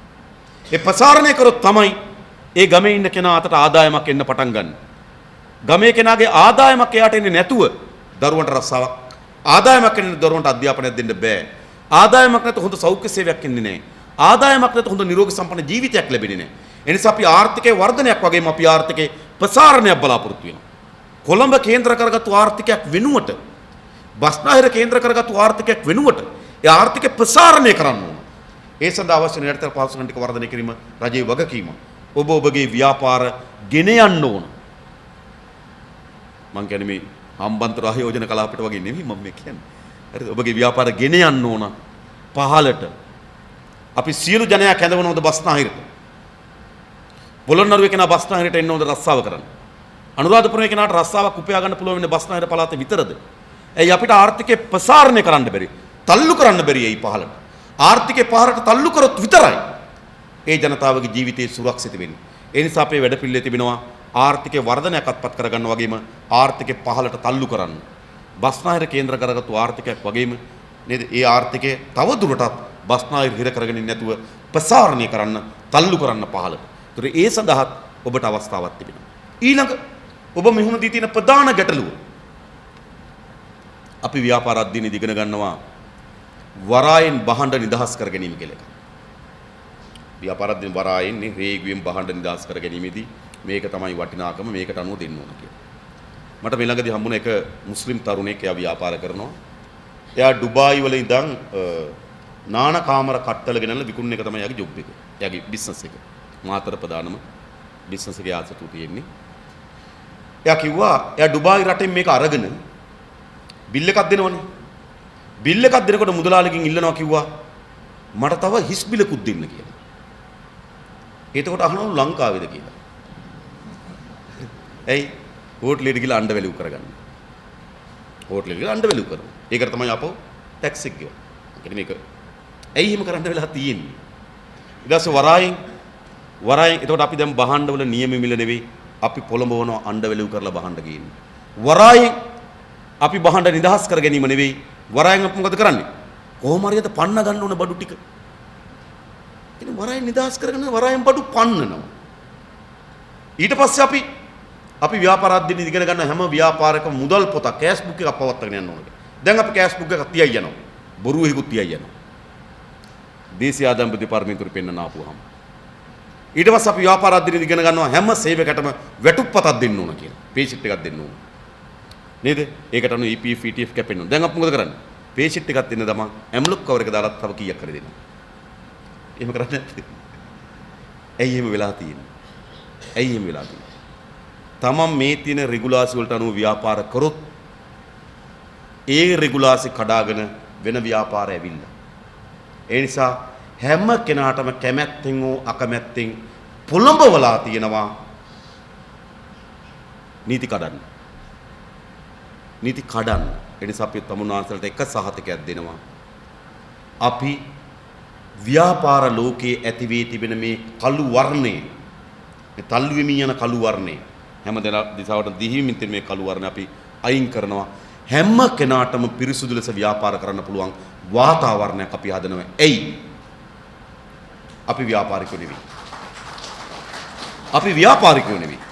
අනෙක් හැම කෙනාම ව්‍යාපාරිකයෝ. මුදල් අමාත්‍යවරයා අයවැය ලේඛනය හදන්න කලින් කල්පනා කරනවා තමන්ගේ ව්‍යාපාරයට කොහොමද වෙන්නේ කියලා. තමන්ගේ ව්‍යාපාරයට කොහොමද බලපාන්නේ කියලා බලනවා අනිවාර්යයෙන්. කර්මාන්ත අමාත්‍යවරයා කර්මාන්ත ප්‍රතිපත්ති හදන්න කලින් කල්පනා කරනවා තමන්ගේන බහඬ වලට මොනව වෙයිද කියලා. වරාය අමාත්‍යවරයා වරාය ප්‍රතිපත්ති හදන්න කලින් කල්පනා කරනවා තමන්ගේ කන්ටේනර් යාඩ් එකට මොනව වෙයිද කියලා. මේක කතාව. ඒ කියන්නේ මේ හැම කෙනාටම තියෙනවා ඒ දේ පිළිබඳව තමන්ගේම උවමනාව. ඒ නිසා මේ හැම දෙනාම ව්‍යාපාර ලෝකේ බලන්නේ තමන්ගේ ව්‍යාපාරය මත තියලා. අපි ව්‍යාපාර හිමිකරුවන් නෙවෙයි. ඔබලා ව්‍යාපාර හිමිකරු. අපි දේශපාලකයන්. අර සීසර් කිව්වා වගේ නේද? සාර්ගේ දේශාටත් දෙවියන් වහන්සේගේ දේ. මේ සීසර්ගේ දේ සීසර්ටත් දෙවියන් වහන්සේගේ දේ දෙවියන් වහන්සේට. අපි කියන්නේ ව්‍යාපාරිකයන්ට ඔබේ දේ ඔබටත් දේශපාලකයන්ට අපේ දේ අපිට. දේශපාලනේ ව්‍යාපාරයට ගේන්නෝ ව්‍යාපාර වෙනුවෙන් දේශපාලනය කරන්න අපි සූදානම් නෙවෙයි. ඒ නිසා අපට විතරයි අපි සහතිකයක් දෙනවා මේ ව්‍යාපාර ලෝකයේ ඇති වී තිබෙන මේ කළු ගතිය අයින් කරන්න පුළුවන්කම තිබෙනවා. ඊළඟ මේක කාර්යක්ෂම කරන්න ඕන. වේගවත් කරන්න ඕන. අද මොකද්ද වෙලා තිබෙන්නේ? ලෝකයේ එක තැනකින් භාණ්ඩයක් අරගෙන එක සැරකින් භාණ්ඩයක් අරගෙන අනිත් තැනට භාණ්ඩ විකිනෙන තෙක් අතරමැද ඉන්න කාලය අපත යන කාලයක්. නිෂ්පාදකයන්ගෙන් භාණ්ඩ ගත්තා පාරිභෝගිකය අතරට යන තෙක් ඒ භාණ්ඩ ගත කරන කාලයට මොකද වෙන්නේ? ඒ කාලේ කිසි ප්‍රතිඵලයක් හදන්නේ නැහැ. එනිසා මොකද කරන්නේ? නිෂ්පාදනයෙන් භාණ්ඩ මිලදී අරගෙන පාරිභෝගිකයා දක්වා මේ භාණ්ඩ එන කාලය කෙටි කරන්න ඕනේ. ඒකට කාර්යක්ෂම කරන්න ඕනේ. අද අපේ කාර්යක්ෂම වෙලා තියෙනවද? කොච්චර රස්තිය අද වෙනවද වරායට ගිහින්? මොන ලිපි ලේඛන පෙන්වන්න ඕනද? AC LC එක අර පැත්තෙන් අරන් එන්න ඕන, අර පැත්තට තව ගෙන්න ඕන, අනිත් මහත්තයල්ල ඕන, ලොකු මහත්තයා නැහැ කියනවා, පොඩි මහත්තයෙක්ගෙන් ඉන්න කියනවා, අද ෆයිල් එක නැහැ කියනවා, හෙට අහවොත් හරියයි කියනවා, මේ බැංකු ගිණුම නම් හරියන්නේ නැහැ කියනවා, මේක නිකන් පරක් වෙලා කියනවා, මේ LC එක ඔයාගේ නමින් තියෙන වෙන කෙනෙක්ගේ නමින් කියනවා, මේ ඔයාගේමද කියලා අහන, හැදුම් පොතිනවද කියලා, ඥාතින් කොයිද කියලා අහන, පරම්පරාව කොයිද, ඇත්තටම ඔයා ව්‍යාපාරේ ඔයාමද ඉන්නේ කියලා අහනවා. මොකද මේ වෙලක් තියෙන්නේ? මට කියන එහෙම වෙන්නේ නැද්ද? භාණ්ඩේ වෙළඳපොළ කාර්යක්ෂම වෙන්න නම් නිෂ්පාදකයාගේ සිට පාරිභෝගිකයා දක්වා ඒ භාණ්ඩේ වේගයෙන් සම්බන්ධ වෙන්න ඕන. භාණ්ඩය අතරමැද තියෙන තාක්කල් නිෂ්පාදකයාට පාඩුයි, මිලදීගත කෙනාට පාඩුයි, වෙළෙන්දට පාඩුයි. මේ දෙක කොහොමද වේගවත් කරන්නේ? ඒ නිසා අපේ රට කාර්යක්ෂම ආණ්ඩු පාලනයක් ඕන. අපි සහතික කරනවා මේ ඈලි මෑලි වීමින් තිබෙන, බිඳ වැටීමින් තිබෙන, අකාර්යක්ෂම භාවයට පත් වී තිබෙන අපේ ආණ්ඩු පාලනය අපි කාර්යක්ෂම කරලා දෙනවා. සහතිකයි වේගවත් කාර්යක්ෂම ආණ්ඩු පාලනයක් ඔබට දෙනවා. ඔබ RMU එකට ගියොත් ඔබේ කාර්ය කරගන්න පුළුවන්. ඔබ ලිපියක් කරුවොත් ඔබට උත්තරයක් එනවා. ඔබ රේගුට ගියොත් ඔබේ කාර්ය කරගන්න පුළුවන්. ඒ කාර්ය කරෙන්නේ නැත්නම් ඔබට පැමිණිලි කරන්න තැනක් තියෙනවා. මේව හදන්න ඕනේ. ලෝකේ මෙහිම තියෙනවද තත්ත්වය? කොල කෑලි උස්සගෙන ෆයිල් උස්සගෙන ඉනේ ගහගෙන වරාය ගාවට ගිහලා රස්තිය අදිමි ලොකු මහත්තයට කතා කරනවා, පොඩි මහත්තයට කතා කරනවා, නැමතිවරයට කතා කරනවා. මොකද මේ වෙලා තියෙන්නේ? ඒ නිසා අපි ඔබගේ ව්‍යාපාර ශාස්ත්‍රය කාර්යක්ෂම කරනවා. දෙක. ඊළඟ එක ඔබගේ ව්‍යාපාරික ශාස්ත්‍රය පිරිසුදු කරනවා. දෙක කාර්යක්ෂම කරනවා. තුන නීතිය සහ විධානය ආධිපත්‍ය තහවුරු කරන මේ රටේ. මට මේ ළඟදී ලංකාවේ ප්‍රධාන ව්‍යාපාරික කණ්ඩායමක් හම්බුණා. ඒගොල්ලෝ මට එකක් කිව්වා. ඒගොල්ලන්ගේ දරුවන්ට පාසලේ ආණ්ඩුවේ පාසලේ උගන්වලා නැහැ කිව්වා. ඒගොල්ලන්ගේ දරුවෝ ආණ්ඩුවේ බස් එකේ යවලා නැහැ කිව්වා. ඒගොල්ලන්ගේ දරුවන්ට ආණ්ඩු ඉස්පිරිතාලෙන් බෙහෙත් තරම් දීලා නැහැ කිව්වා.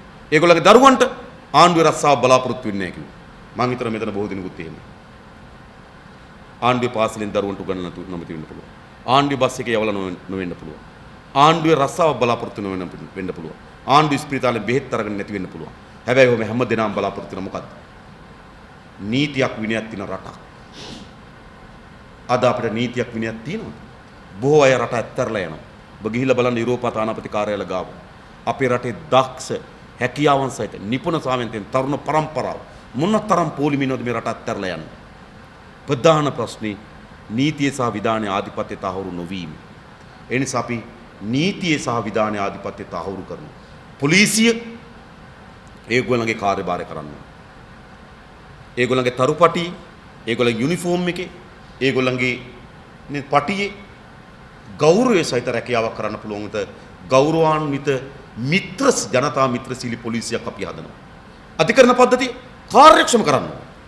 දන්නවද? අපේ අධිකරණයට අවුරුද්දකට නඩු වෙනවා ලක්ෂ 10ක්. අවුරුද්දකට නඩු වෙනවා, අලුතෙන් නඩු වෙනවා ලක්ෂ 10ක්. අපේ ක්‍රිස් මහල්ලෙම නම් කැමති වෙන්න පුළුවන්. නීතිඥ මහතුරු ඉන්න. නේද? අලුතෙන් නඩු වෙනවා ලක්ෂ 1 මිලියනයක නඩු වෙනවා.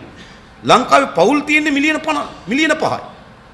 ඒතර ලංකාවේ පවුල් මිලියන 5යි මිලියනයක නඩු වෙනවා. ඒ කියන්නේ මොකද්ද? අවුරුද්දකට හැම පවුල් 5කින් එකකටම නඩුවක් තියෙනවා. මෙතන 200ක් හිටියොත් අනිවාර්යයෙන්ම නඩු නේද? නඩු තියෙනවා 5න් එකක්. ඒ කියන්නේ නඩු 40ක් තියෙනවා. 42 නඩු තියෙනවා. කල්පනා කරලා බලන්න. ඉඩම් නඩුවක් අහලා ඉවරනට අවුරුදු 7ක් යනවා. අපරාධ නඩුවක් අහලා සාමාන්‍ය වශයෙන් ගත්තොත් අවුරුදු 5ක් යනවා. ඒක අපි මිලකදී ගණනයක් කරලා බැලුවා. අපි පොඩි කණ්ඩායමක එකතු වෙලා අපි ඒක විමර්ශනය කරලා බැලුවා. අවුරුදු 5ක් යන අපරාධ නඩුවක් ඉවර වෙනවා. අවුරුදු 7ක් යනවා ඉඩම් නඩුවක් ඉවර වෙනවා. 7න් ඉවරුනොත් ගොඩක් හොඳ දෙයක්. හොඳ. ලක්ෂ 3මාරක් වෙනවා ට්‍රැෆික් නඩු විතරක්. ට්‍රැෆික් නඩු ලක්ෂ 3මාරක් වෙනවා. වරදකරුවන් වෙලා තියෙන 15000යි. ලක්ෂ 3මාරක් ට්‍රැෆික් නඩු වර යනවා වරදකරුවන් වෙලා තියෙන 15000යි. දඩකොළේට තව වගන්ති දෙකක් එකතු කරොත් ට්‍රැෆික් නඩු ලක්ෂ 3කින් අඩු කරන්න පුළුවන්. එතකොට මේ ලක්ෂ 10 ලක්ෂ 7ක් වෙනවා. එතකොට නීතිඥ මහතුරුගේ අපිට නඩු නැති වෙනව නේද කියලා. නෑ. උසාවිය කාර්යක්ෂම වුණොත් නඩු දාන්න කැමති අය නඩු යනවා. අද බොහෝ අය නඩු යන්න අකමැති. රස්තිය අඩු වෙන්න බෑ. ඒ නිසා කාට හරි අසාධාරණයක් වෙලා තියෙනවා නම් යුක්තිය ඉටු කරගන්න යන්නේ නෑ. එයි අධිකරණයට ගිහලා මොකටද රස්තිය අඩු වෙන්නේ? කොච්චර කාලයක් යන්නද කියලා කල්පනා කරමින් තිබෙනවා. ඒ නිසා කාට හරි අසාධාරණයක් වෙනවා නම් යුක්තිය ඉටු කර ගැනීම එයාගේ මානව අයිතියක්. ඒ යුක්තිය ඉටු කරගන්න මොකද වෙන්න ඕන? අධිකරණ පද්ධතිය කාර්යක්ෂම වෙන්න ඕන. ඒ නිසා අපි කාර්යක්ෂම අධිකරණ පද්ධතියක් හදනවා. මේ ලක්ෂ 10 ට්‍රැෆික් නඩුම අඩු කරගන්න පුළුවන්. ඔබ හිතන්න ලක්ෂ 10ක් නඩු වාර 3ක් තිබ්බොත් ලක්ෂ 30ක්. කියන්නේ උසාවි වලට විතරක් අවුරුද්දකට යන ඕන ලක්ෂ 30ක්. බස් කොච්චර වුණත්, කාර් කොච්චර වුණත්, කොච්චර ශ්‍රමය කොච්චර අපත යනවා. ඒ නිසා මේ අකාර්යක්ෂමතාවයෙන් පිරිච්ච රාජ්‍යයක්, නීතියක් විනයක් නැති රාජ්‍යයක්. ඒ නිසා අපි සහතික කරනවා ව්‍යාපාරික ලෝකෙ ඉස්සරහට යන නම් නීතියේ විනය ආධිපත්‍ය තහවුරු කරන්න ඕන. මට මතකයි සැංගිලා ආයෝජනය ආපු එක පිළිබඳව සම්මන්ත්‍රණයක් තිබ්බ නේද? කියන ආයෝජනයන් පිළිබඳව ලොකු සම්මන්ත්‍රණයක් තිබ්බ මැදිහත් වුණේ හිටපු ආරක්ෂක ලේකම් ගෝඨාභය රාජපක්ෂ මහත්මයා. ඔහු ඒ සම්මන්ත්‍රණයේදී කිව්වා ලංකාවට යන ආයෝජකයන්ගේ විශාල අකමැත්තක් තිබෙනවා, ගැටලුවක් තිබෙනවා. තමන්ගේ ආයෝජනයේ වේගයෙන් ගේන්න බෑ කියලා. බාධා වැඩි, නීති වැඩි, හොයනවා වැඩි, ප්‍රශ්න ගොඩක තියෙනවා. අවුරුදු 2-3 යනවා ආයෝජනයක් ගේන්න කියලා ගෝඨාභය ආරක්ෂක ලේකම්වරේ සමුළු ඔමතලා කිව්වා. හැබැයි ඒ වගේ මෙයා කිව්වා නෑ ඔයගොල්ලෝ බය වෙන්න එපා. නිවැරදි channel එක හොයාගත්තොත් ඉක්මනින් ගේන්න පුළුවන් කිව්වා. උදාහරණයකට සැංගිලා කිව්වා. සැංගිලා නිවැරදි channel එකෙන් ආවා. ඉක්මනින්ම ආයෝජනය ආවා. නිවැරදි channel එක මොකක්ද? කමිෂන් එක බෙදෙන පාර. ඔච්චරයි. ඒ නිසා ආයෝජනට කියන්නේ මොකක්ද? ඕන් කියන ආයෝජකයන් විශාල කනස්සල්ලක ඉන්නවා වේගෙන් ආයෝජන ගේන්න බෑ කියලා. හැබැයි ඔයගොල්ලෝ තෝරාගන්න හරි පාර. ඉක්මනින් ගේන්න පුළුවන් ඒ වගේ ආයෝජනයක් තමයි සැංගිලා කියලා කිව්වා. මට ඒක ව්‍යාපාරික ආයෝජක සමුළුවක් අමතලා. ඒතකොට මම කියන්නේ අපි එක channel එකක් නෙවෙයි ආයෝජනයන් ගේන සියලුම channel ටික වේගවත්ව කාර්යක්ෂම කරනවා. ආයෝජන ඇමතිවරයා ගාවට, ආයෝජන සභාපතිවරයා ගාවට, ජනාධිපතිවරයා ගාවට හම්බ වෙවි ගේන්න ඕනේ. ඒක වෙනම කාර්යයක්. ඒ කාර්යය අපි සහතික කරනවා. මොකද අද ව්‍යාපාරවල සිද්ධ වෙලා තියෙන්නේ එක්ක දේශපාලක ව්‍යාපාර කරන්න ඕන, එක්ක දේශපාලයට කප්පන් දෙන්න ඕන. ওই දෙක නැතුව ව්‍යාපාර කරන්න. දෙක ව්‍යාපාරික මාත් එක්ක වුණා පහුගිය ආණ්ඩුව තියෙන කාලේ. එතුමා කිව්ව එක කාලයක් රජයේ යම් ටෙන්ඩරයක් ගැනීම සඳහා සුදුසුකම් 95ක් තියෙන්න ඕන, දේශපාලන 5ක් තියෙන්න ඕන කිව්වා. එක කාලයක්. හැබැයි පහුගිය කාලේ ගැන මට කියනකොට කිව්වා දේශපාලන 95ක් තියෙන්න ඕන, සුදුසුකම 5ක් තියෙන්න ඕන. සුදුසුකම අවශ්‍ය 5යි, දේශපාලන 95ක් තිබ්බොත් ඒ ටෙන්ඩර් එයාට පාස් කරගන්න පුළුවන්. මෙහෙමනේ සිද්ධ වෙලා තියෙන්නේ. ඒ නිසා අපි නැවතත් සහතික කරගන්න. සහතික කරන්න. ඔබගේ හැකියාව, ඔබගේ සුදුසුකම අනුව ඔබට ටෙන්ඩරයක් ලැබෙනවා, ඔබට ආයෝජනයක් ලැබෙනවා, ඔබට ඒ කාර්යක්ෂම කරලා දෙනවා. එයි අපිට තියෙන්නේ පුද්ගලික අපේ වමනාවන් නෙවෙයි. මගේ පංගුව කොච්චරද? අපේ බිමල් රත්නායක සහෝදරයාගේ පංගුව කොච්චරද? අපේ මේ මහතුරුන්ගේ පංගුව කොච්චරද කියන එක නෙමෙයි අපේ වමනාව, රටේ වමනාව. ඒ නිසා අපි එන්නේ අපේ ප්‍රශ්න විසඳගන්න නෙවෙයි. ආණ්ඩුව කියන්නේ කැබිනට් මණ්ඩලය කියලා ඒක බොරුවක්. චන්ද්‍රිකා කුමාරතුංග මැතිණියගේ ආණ්ඩුව උනේ චන්ද්‍රිකා මැතිණියයි, මනෝත් ඉත්තල්ල මහත්මයයි, තාරාදි මිල්නෝනයි, බාලපට බැදි මහත්මයයි. ඒක තමයි චන්ද්‍රිකාගේ ආණ්ඩුව. මහින්ද මහත්තයාගේ ආණ්ඩුව උනේ මහින්ද රාජපක්ෂ මහත්මයයි, ගෝඨාභය රාජපක්ෂ මහත්මයයි, දැසිරි රාජපක්ෂ මහත්මයයි, ලලිත් වීරතුංගයි. වර්තමාන ආණ්ඩුව රනිල් වික්‍රමසිංහ මහත්මයයි, මලික් සමරවික්‍රම මහත්මයයි, අර්ජුන මහේන්ද්‍ර මහත්මයයි, චරිත රත්වත්. මේක තමයි ආණ්ඩුව.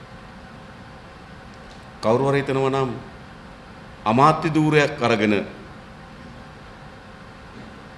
ආණ්ඩුවක කොටස් කරුවෝ කියලා නෑ. ඔය ඇමතිවරු කිසිවක් දන්නේ නැහැ සිදුවෙන්නේ. අපි තාම හොඳින් දන්නවා. මම හොඳම උදාහරණයක් කියන්නම්. මම ජනාධිපති ඡන්දයකට ටික දවසක කලින් නිමල් සිරිපාල අමාත්‍යවරයාත් එක්ක අපිට ඕස්ට්‍රේලියානු ගවර්න්මන්ට් එකෙන් ආරාධනයක් ලැබිලා අපි හෙට ගියා. යනකොට මට අර ජනාධිපති ඡන්දේවිද මහ ඡන්දේවිද කියලා විවාදයක් තිබුණානේ. සභානායකතුමා නිමල් සිරිපාල මහත්මයා ශ්‍රී ලංකන් දස්පත ජ්‍යෙෂ්ඨ උපසභාපතිතුමා. මම එතුමාගෙන් ළඟට කිට්ටු වෙලා ඇහුවා මේ අපිට දැනගන්න ඕනේ දැන් කොයි ඡන්දේවිද කියලා. මම එතුමාගෙන් ඇහුවා මේ මොන ඡන්දේද දන්නේ නේද ඉන්නේ කියලා. එතුමා මට කියනවා මාත් ඒක තමයි මේ කල්පනා කරන්නේ. ඔය කවුරුවත් ආණ්ඩුව නෙවෙයි. ඒගොල්ලන්ට පොඩි අමාත්‍ය ධූරයක් දෙනවා. ඒක අස්සේ මොනවා හරි කරගෙන ටෙන්ඩර් එකක් දීලා කමිෂන් ඔච්චරයි තියෙන්නේ වෙන මුකුත් නැහැ. ඒ ගමක් ඒක ඒ පැත්තේ නේද ගංජා හැදෙනවා නම් ගංජා ටිකක් වවාගෙන පොලිසියට පාට් එකක් දාගෙන නේ මැණික් තියෙන පැත්ත නම් පතලක් කපාගෙන වැලි තියෙන පැත්තක වැලි ටිකක් ගොඩ දාගෙන ගල් තියෙන පැත්තක ගල් ටිකක් කඩාගෙන ගස් තියෙන පැත්තක ගස් ටිකක් කපාගෙන බාර් තියෙන පැත්තක බාර් ටිකක් දාගෙන ඉස්කාගාර තියෙන පැත්තක ඉස්කාගාර ටිකක් දාගෙන පොඩි අර වනසරා වගේ ඉන්න පුළුවන්. ඔච්චරයි. ඒ නිසා ඇත්තටම අපි යනවා නම් අපි ආණ්ඩුවක් ඇතුළට යන්න ඕනේ. ඒ කියන්නේ ආණ්ඩුව තමයි මූලික ආර්ථික ප්‍රතිපත්ති හදන්නේ අමතිවරයා නෙවෙයි. ඒ ආර්ථික ප්‍රතිපත්තියත් එක්ක විදේශ ප්‍රතිපත්තිය ගැට ගැහෙනවා. නීතිය සහ විධානයත් ගැට ගැහෙනවා. ඒ නිසා අමාත්‍ය ධූරකින් පමණක් මේ සියල්ල කළ හැකි වේවි කියලා අපි විශ්වාස කරන්නේ නැහැ. ඒ නිසා තමයි අපි හිතන්නේ අපි මනෝරාජික මිනිසුන් ඉන්න කවුළුවේ එහෙම නැහැ. අපි අසුභවාදී මිනිසුත් නෙවෙයි. හැබැයි අපි හරි සුභවාදී මිනිස්සු. අපි කල්පනා කරනවා ජනතා විමුක්ති පෙරමුණක් මෙවැනි මේ ඉන්නේ මම හිතනවා මේ තියෙන අපේ සූඹුල් කියන්නේ කුඩා පෙරමුණ අපි හිතන මේ ඡන්දෙන් පස්සේ ලංකාවේ පුළුල්තම පෙරමුණ අපි හදනවා. ජනතා විමුක්ති පෙරමුණ, වෘත්තිවේදීන්, ව්‍යාපාරිකයන්, ගොවි නියෝජිතයන්, දීවරයන්, වෘත්ති සමිති නියෝජිතයින් මේ සියල්ල ඉන්න පුළුල් පෙරමුණක් අපි හදනවා. මෙන්න මේ පුළුල් පෙරමුණ බලය ලබා ගැනීම සඳහා අපි මෙහෙවනවා. නිසා අපේ රටේ මේ දේශපාලන ව්‍යාපාර දෙකම දැන් යල් පැනලා කල්ලිකුත් වෙලා තියෙනවා. ඒවට අලුත් කිසිවක් කරන්න නැහැ. අලුත් කිසිම දැක්මක් නැහැ. ඒ නිසා අපේ රට අලුත් ගමනකට ඕන. අන්නේ අලුත් ගමන වෙනුවෙන් බලය අත්පත් කර ගැනීම සඳහා හෝ දේශපාලන න්‍යාය පත්‍රයකට ජනතා විමුක්ති පෙරමුණේ අපිත් ඒ වගේම විශාල පෙරමුණකුත් ගොඩනැගීමේ අපේක්ෂාවක් අපේ තිබෙනවා මේ මැතිවරණයෙන් පසු. එළඹෙන මැතිවරණය අපේ රටේ බලය හොමාරුවේදී වැදගත් කාර්යභාරයක් ඉටු කර ගැනීම වෙනුවෙන් අපි මැදිහත් වීමේ සූදානම්. එසේ නැතුව මෙහි කොටස්කරුවන් උනායි කියලා මම හිතන්නේ ගොඩක් ප්‍රශ්න ඇති වෙවි කියලා. ඒ වගේ මම පොඩි එකක් අර වෙන ආයෝජනයන් පිළිබඳව අහන ජීවිතකම විදේශ ආයෝජනයන්ට ඉඩකඩ දෙයිද කියලා. එහෙම එකක් සාකච්ඡාවකුත් තියෙනවා. දැන් ආයෝජනයන් කියලා මොනවද අපිට ආවි? මංගාව තියෙනවා වාහන. ඒ කියන්නේ දැන් බෙලියත්තේ ඉඳන් ඒ කියන්නේ මාතර සිට බෙලියත්තට මාතර සිට බෙලියත්තට පරණ පාර ලොකු කරලා හැදුවා. දැන් අපි මාතර ඉඳන් බෙලියත්තට රේල් පාරක් හදනවා ඩොලර් මිලියන 278යි. එන කිලෝමීටර් 27යි තියෙන්නේ. කිලෝමීටරයකට යන ඩොලර් මිලියන 10ක් යනවා. කියන්නේ ඩොලර් මිලියන 10ක් යනවා මාතර බෙලියත්ත රේල් පාරේ කිලෝමීටරයක් හදන්න. ඊට පස්සේ අපි මාතරේ ඉඳන් කතරගමට යන හයිවේ එකත් බෙලියත්ත හරහා යනවා. ඒක දැන් අපිට බෙලියත්තට පාරවල් තුනක් තියෙනවා. හයිවේ එක තියෙනවා, රේල් පාර තියෙනවා, පරණ පාර ලොකු කරලා හදලා තියෙනවා. මේ ඔක්කොටම අපි විදේශ ණය කැඳවලා තිබෙනවා. දැන් අපිට බෙලියත්ත ඉඳන් මේ පාරේ එන්නේ මොනවද? මොනවද එන්නේ? එක්ක කොළඹ කට්ටිය ගිහලා පදිංචි කරවන්න ඕන. පදිංචි කරලා දැන් කොළඹ නෑ දේව බලන්න ඉන්න කියන්න ඕන. මොකද්ද මේ? එහෙනම් අපේ ආයෝජනය යටිතල පහසුකම් වලට අපි එන්න ඕන. අපි මේ පරණ පාර තියෙනවා. ඒ පාර ප්‍රමාණවත් නොවෙනකොට තමයි අපි ඊළඟ පාරට යන්නේ. ඒක තමයි ආර්ථික වශයෙන් ප්‍රතිලාභයක් ඇති වෙන්නේ. දැන් අපි ණය කඳු ගොඩ ගහමින් ප්‍රතිඵල නොවන යටිතල පහසුකම් වර්ධනය කරලා තිබෙනවා. සූර්යවේ ක්‍රීඩා පිට්ටනිය මොකද ආර්ථිකයට දක්වන දායකත්වය? හම්බන්තොට මහා ජාත්‍යන්තර සම්මන්ත්‍රණ ශාලාව මොකද ආර්ථිකයට දක්වන දායකත්වය? හම්බන්තොට ප්‍රදේශිකයත් ගොඩනගලා තියෙන 6 ලේන් පාරවල් ටික මොකද ආර්ථිකයට දක්වන දායකත්වය? ඒ නිසා ආයෝජනයෙන් කැඳවන්න ඕනකම තිබෙන්නේ ආර්ථිකයත් එක්ක සමගාමීව යන්න. ආර්ථිකයෙන් පිටත ඉන්න යටිතල පහසුකම් හෝ ආර්ථිකයත් එක්ක සම්බන්ධ නොවන ආයෝජනයන් වලින් පළක් නැහැ. ඒ නිසා අපි ආයෝජනයෙන් කැඳවන්න සූදානම්. අරමුණු දෙකක්. එකක් අපි හදා ගන්න ලද ආර්ථික සැලැස්මට අවශ්‍ය වෙන ආයෝජනය. ඒකේ එකක් ප්‍රාග්ධනය සපය ගන්න, දෙක තාක්ෂණය කැඳව ගන්න. අපිට සමහර තාක්ෂණයනේ ඒ තාක්ෂණය කැඳවන්න අපි ආයෝජකයන්ට එන්න කියන්නේ වෙවි. අපිට සමහර ප්‍රාග්ධනයනේ ඒ ප්‍රාග්ධනය සඳහා අපි ආයෝජනයකට එන්න කියන්න වෙවි. හැබැයි මොකටද අපි විසින් සකස් කර ගන්න ලද සැලැස්මට අනුරූපී වන පරිදි එහෙම ගේන්න පුළුවන් ආයෝජන. සාහතික කරන එහෙම ගේන්න පුළුවන්. මම එක උදාහරණයක් කියන්නම්.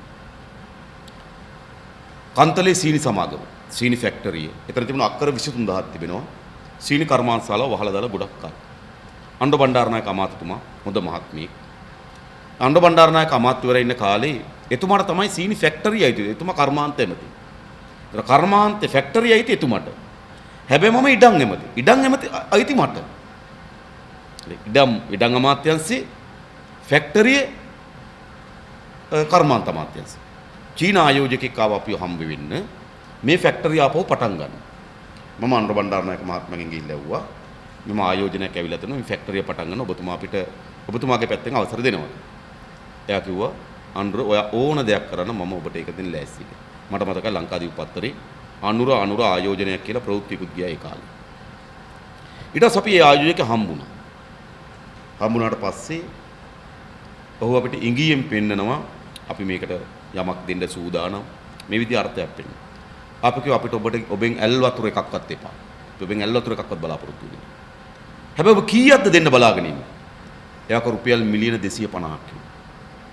ඒතර අපිට ප්‍රශ්න තිබුණා කන්තලේ වැවෙන් අලුත් ව්‍යාපෘති ගොඩක් කියලා කන්තලේ වතුර ටික ත්‍රිකුණාමලයට ගෙන යනවා. තව කුඹුරු ටිකක් වගාව වර්ධනය වෙලා තිබෙනවා. ඒ නිසා දැන් අක්කර 23000 වගා කරන්න ගියොත් වතුර ප්‍රශ්නයක් වෙනවා. ඔතන තියෙනවා මහවැලි ගඟ අතු ගඟක් තියෙනවා කළු ගඟ කියලා මහවැලි ගඟෙන් එන. ඒ කළු ගඟෙන් මේකට වතුර ගන්න ප්‍රොජෙක්ට් එකක් හැදුවා අපි. අපේ දක්ෂ ඉංජිනේරු මහත්මයෙකුට අන්තිමට වාරි මාර්ග දෙපාර්තමේන්තුවේ අධ්‍යක්ෂ ජනරාල් බවට පත් වුණා. ගුණවර්ධන කියන ඉංජිනේරු මහත්මයා. ඒ මහත්මයා යටතේ අපි ව්‍යාපෘතියක් හැදුවා. ඒ රුපියල් මිලියන 250ට කන්තලේ උක්වගාව සඳහා වතුර ගේන්න. එතකොට ආයෝජනයක් එන්නේ නෑ නෙවෙයි එනවා. අද සිද්ධ කරලා තියදී තමයි ඒ ආයෝජන වල දන්න ඔය ගුවන් පාලම් 52 කතාව. දැන් පෑලියගොඩ ගුවන් පාලම, දෙහිවල ගුවන් පාලම, නුගේගොඩ ගුවන් පාලම මේ ගුවන් පාලම් 52ක් රුපියල් බිලියන 32යි. මේ ගුවන් පාලම් වල වටිනාකම රුපියල් බිලියන 32යි. ජයරාජ් පුනාන්දුල අමාත්‍යවරයා එංගලන්තෙට ගිහපු වෙලාවේ ඒ සමාගමත් එක්ක ඇග්‍රීමන්ට් එකක් ගැහුවා. ගුවන් පාලම් 32 ගුවන් පාලම් 52යි රුපියල් බිලියන 32ට මේ ගුවන් පාලම් ටික ගෙනාවා. දැන් මොකද වෙලා තියෙන්නේ? දැන් හයි කරන්න තැන් නැහැ. දෙහිවල එකක් හයි කරා. ඒකේ දැන් බෝඩ් එකක් ගහලා තියෙනවා බර වාහන යන්න බෑ කියලා. පෑලියගොඩ පාලම ගිහිල්ලා බලන්න. එක පාරක් උඩට තියෙන්නේ අනිත් පාර යටින් තියෙන්නේ. නුගේගොඩ පාලමේ මම දැක්ක කන්ටේනරයක් යටින් ගිහලා හිර වුණා එක වෙලාවකදී. ඒ කියන්නේ මොකක්ද මේ අපිට ඕන ආයෝජනයක් නෙවෙයි මේ යකඩ පාලම්. යකඩ වලින් පාලම් හදන එක පැරණි තාක්ෂණයක්. ඒක අලුත් තාක්ෂණයක් නෙවෙයි. දැන්ටත් යකඩ පාලම් තියෙන හදිසි අවශ්‍යතාවයන් සඳහා. හැබැයි ලෝකයේ හදිසි අවශ්‍යතාවයන් හදන පාලම් තොගයක් ගෙනලා අපි ගොඩ ගහගෙන ඉන්නේ. මොකද්ද මේ වෙලාව? එනිසා මේ පාලම් ආයෝජනය ඇවිල්ලා රටේ ආර්ථිකයත් එක්ක සම්බන්ධ වෙච්ච ආයෝජනයක් නෙවෙයි. Tamanට කමිෂන් එක දෙන්නම් කිව්වට පස්සේ රයිට් පාලම් 52 ගේන්න කිව්වා. දැන් ඉතින් ඇමතිවරු උඩ බලාගෙන එනවා පාලම් ටික අය කරන්නේ කොයිද කියලා. ඉතින් මොකද්ද මේ? තව ඔයගොල්ලන්ට මම උදාහරණයක් කියන්නම්. උතුරු මේක තමයි අපේ රටේ මෑත කාලේ සිද්ධ වෙච්ච බරපතලම ගනුදෙනුව. උතුරු දුම්රිය ව්‍යාපෘතිය. ඕමන්තේ ඉඳන් කංකසන්තුරේට රේල් පාර හදන්නත් මැදවච්ච ඉඳන් තලීමන්නාරමට. ඕමන්තේ ඉඳන් කංකසන්තුර කිලෝමීටර් 106යි මැදවච්ච ඉඳන් තලීමන්නාරමට කිලෝමීටර් 76යි. මේ ව්‍යාපෘතිය ඩලස් අලහප්පරම අමාත්‍යවරයා ඉන්න වෙලාවේ ව්‍යාපෘතියක් හැදුවා උතුරු මිතුරු කියලා. මම හිතනවා ඔබතුමාලත් ඇවිල්ලා හම්බ වෙන්නේ නැති. මේ ව්‍යාපෘතියට ආධාර කරන ස්ටේෂන් එකක් හදන්න පීල්ල දාන්න සිල්බරම් කොට දාන්න කියලා ව්‍යාපෘතියක් හැදුවා. අපේ දුම්රිය දෙපාර්තමේන්තු මහත්තුරු ලෑස්තිලා හිටියේ ව්‍යාපෘතියට. අපි ඉංජිනේරු අපිට දුම්රිය පාරක් හදන ඉංජිනේරු අත්දැකීම ගන්න තියෙන අපි අපේ රටේ පාරවල් හදලා.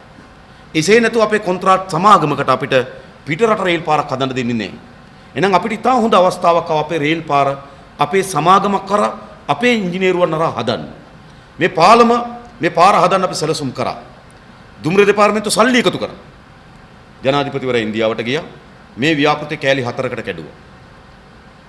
ඕමන්ත ඉඳන් ඵලෙයි ඉඳන් කංකසන්තුරේ මැදවච්චිය මඩු ඉඳන් තලීමන්නාරම් කියලා කෑලි 4කට කැඩුවා. ඒතර තිබ්බාරෙහි මානව හිමිකම් කොමිසමේ ප්‍රශ්නය ඇවිල්ලා තිබුණ ජිනීවාවල ඉන්දියාව කිව්වා මේ ව්‍යාපෘති අපට ඕන කිව්වා. අපි කෑලි 3ක් දුන්නා ඉන්දියාවට. මේ අපි හදපු ව්‍යාපෘතිය. අපේ රේල් පාර. අපි කෑලි 3ක් දුන්නා. අපි ඉල්ලුවා ඊට පස්සේ අපිට දෙන්න ඕමන්තේ ඉඳන් ඵලෙයි දක්වා කියලා. මොකද ඕමන්තේ දක්වා අපි රේල් පාර හදලා තියෙන්නේ. අපිට බඩු ගෙනියන්න පුළුවන් දුම්රියෙන්. අපිට දෙන්නකෝ ඕමන්තේ ඉඳන් ඵලෙයි දක්වා. නෑ ඉන්දියාව කියන්නේ ඕගොල්ලන්ට දෙන්න අපි ඵලෙයි ඉඳන් කංකසන්තුරේ දක්වා කිව්වා. ඒගොල්ලෝ තමයි අපිට තීරණය කරේ. මොකද එතන එනවා මීටර 400ක පාලමක් නාවක්කුලි පාලම. මීටර 400ක පාලමක් එනවා. ඒගොල්ලෝ හිතුවා අපිට පාලම කරගන්න බැරි වෙයි කියලා. අපි ගත්තා ඒ කෑල්ල. අපි බෙල්ජියමේ රේල් පාර ගෙනාවා. ඕස්ට්‍රියාවෙන් පාලම ගෙනාවා. රේල් පීරි ගෙනාවා බෙල්ජියමේ. ඕස්ට්‍රියාවෙන් පාලම ගෙනාවා. දුම්රිය දෙපාර්තමේන්තුවෙන් ඒ කෑල්ල හදන්න පටන් ගත්තා. ඊට පස්සේ ජීඑල් පීරිස් සමාජ්‍යවරයා වෙසක් දවසක ගියා ඉන්දියාවේ. ජීඑල් පීරිස් සමාජ්‍යවරයන් අර කෑල්ලත් ඉල්ලගත්තා. දැන් අර පීලි පාලමයි නිකන්ත මම වෙල්ගම අමාත්‍යවරගෙන් පාර්ලිමේන්තුවෙන් ඇහුවා. දැන් අර පාලමට මොකද කරන්නේ? දැන් අපි පාලම ගෙනල්ලා බෙල්ජියම්. ඕස්ට්‍රේලියාවෙන් පීලි ගෙනල්ලා. එතකොට වෙල්ගම කියනවා අපි try කරමුණු පාලම කොහොමද ඉන්දියාවට දී ගන්න. ඔය බොහෝ අය දේශපාලනට එන්නේ එයාගේ ප්‍රශ්න විසඳ ගන්න. අපි එන්නේ තමුන්නාන්සේගේ ප්‍රශ්න විසඳන්න. එනිසා ඔය බොහෝ දේශපාලන පක්ෂ සහ අපි අතර වෙනස ඒගොල්ලෝ එනවා ඒගොල්ලන්ගේ ප්‍රශ්න විසඳ ගන්න. අපි එනවා ජනතාවගේ ප්‍රශ්න විසඳන්න. ජනතාවගේ ප්‍රශ්න විසඳ ගැනීමේදී පෞද්ගලික අංශ ව්‍යවසායකයන්ට පැවරී තිබෙන කාර්යභාරය අති විශාලයි. එනිසා ඒ කාර්යය සඳහා ඔබගේ දායකත්වය ඔබගේ මැදිහත් වීම අපේක්ෂා කරමින් මම නතර වෙනවා. බොහොම ස්තුතියි හැම දිනම.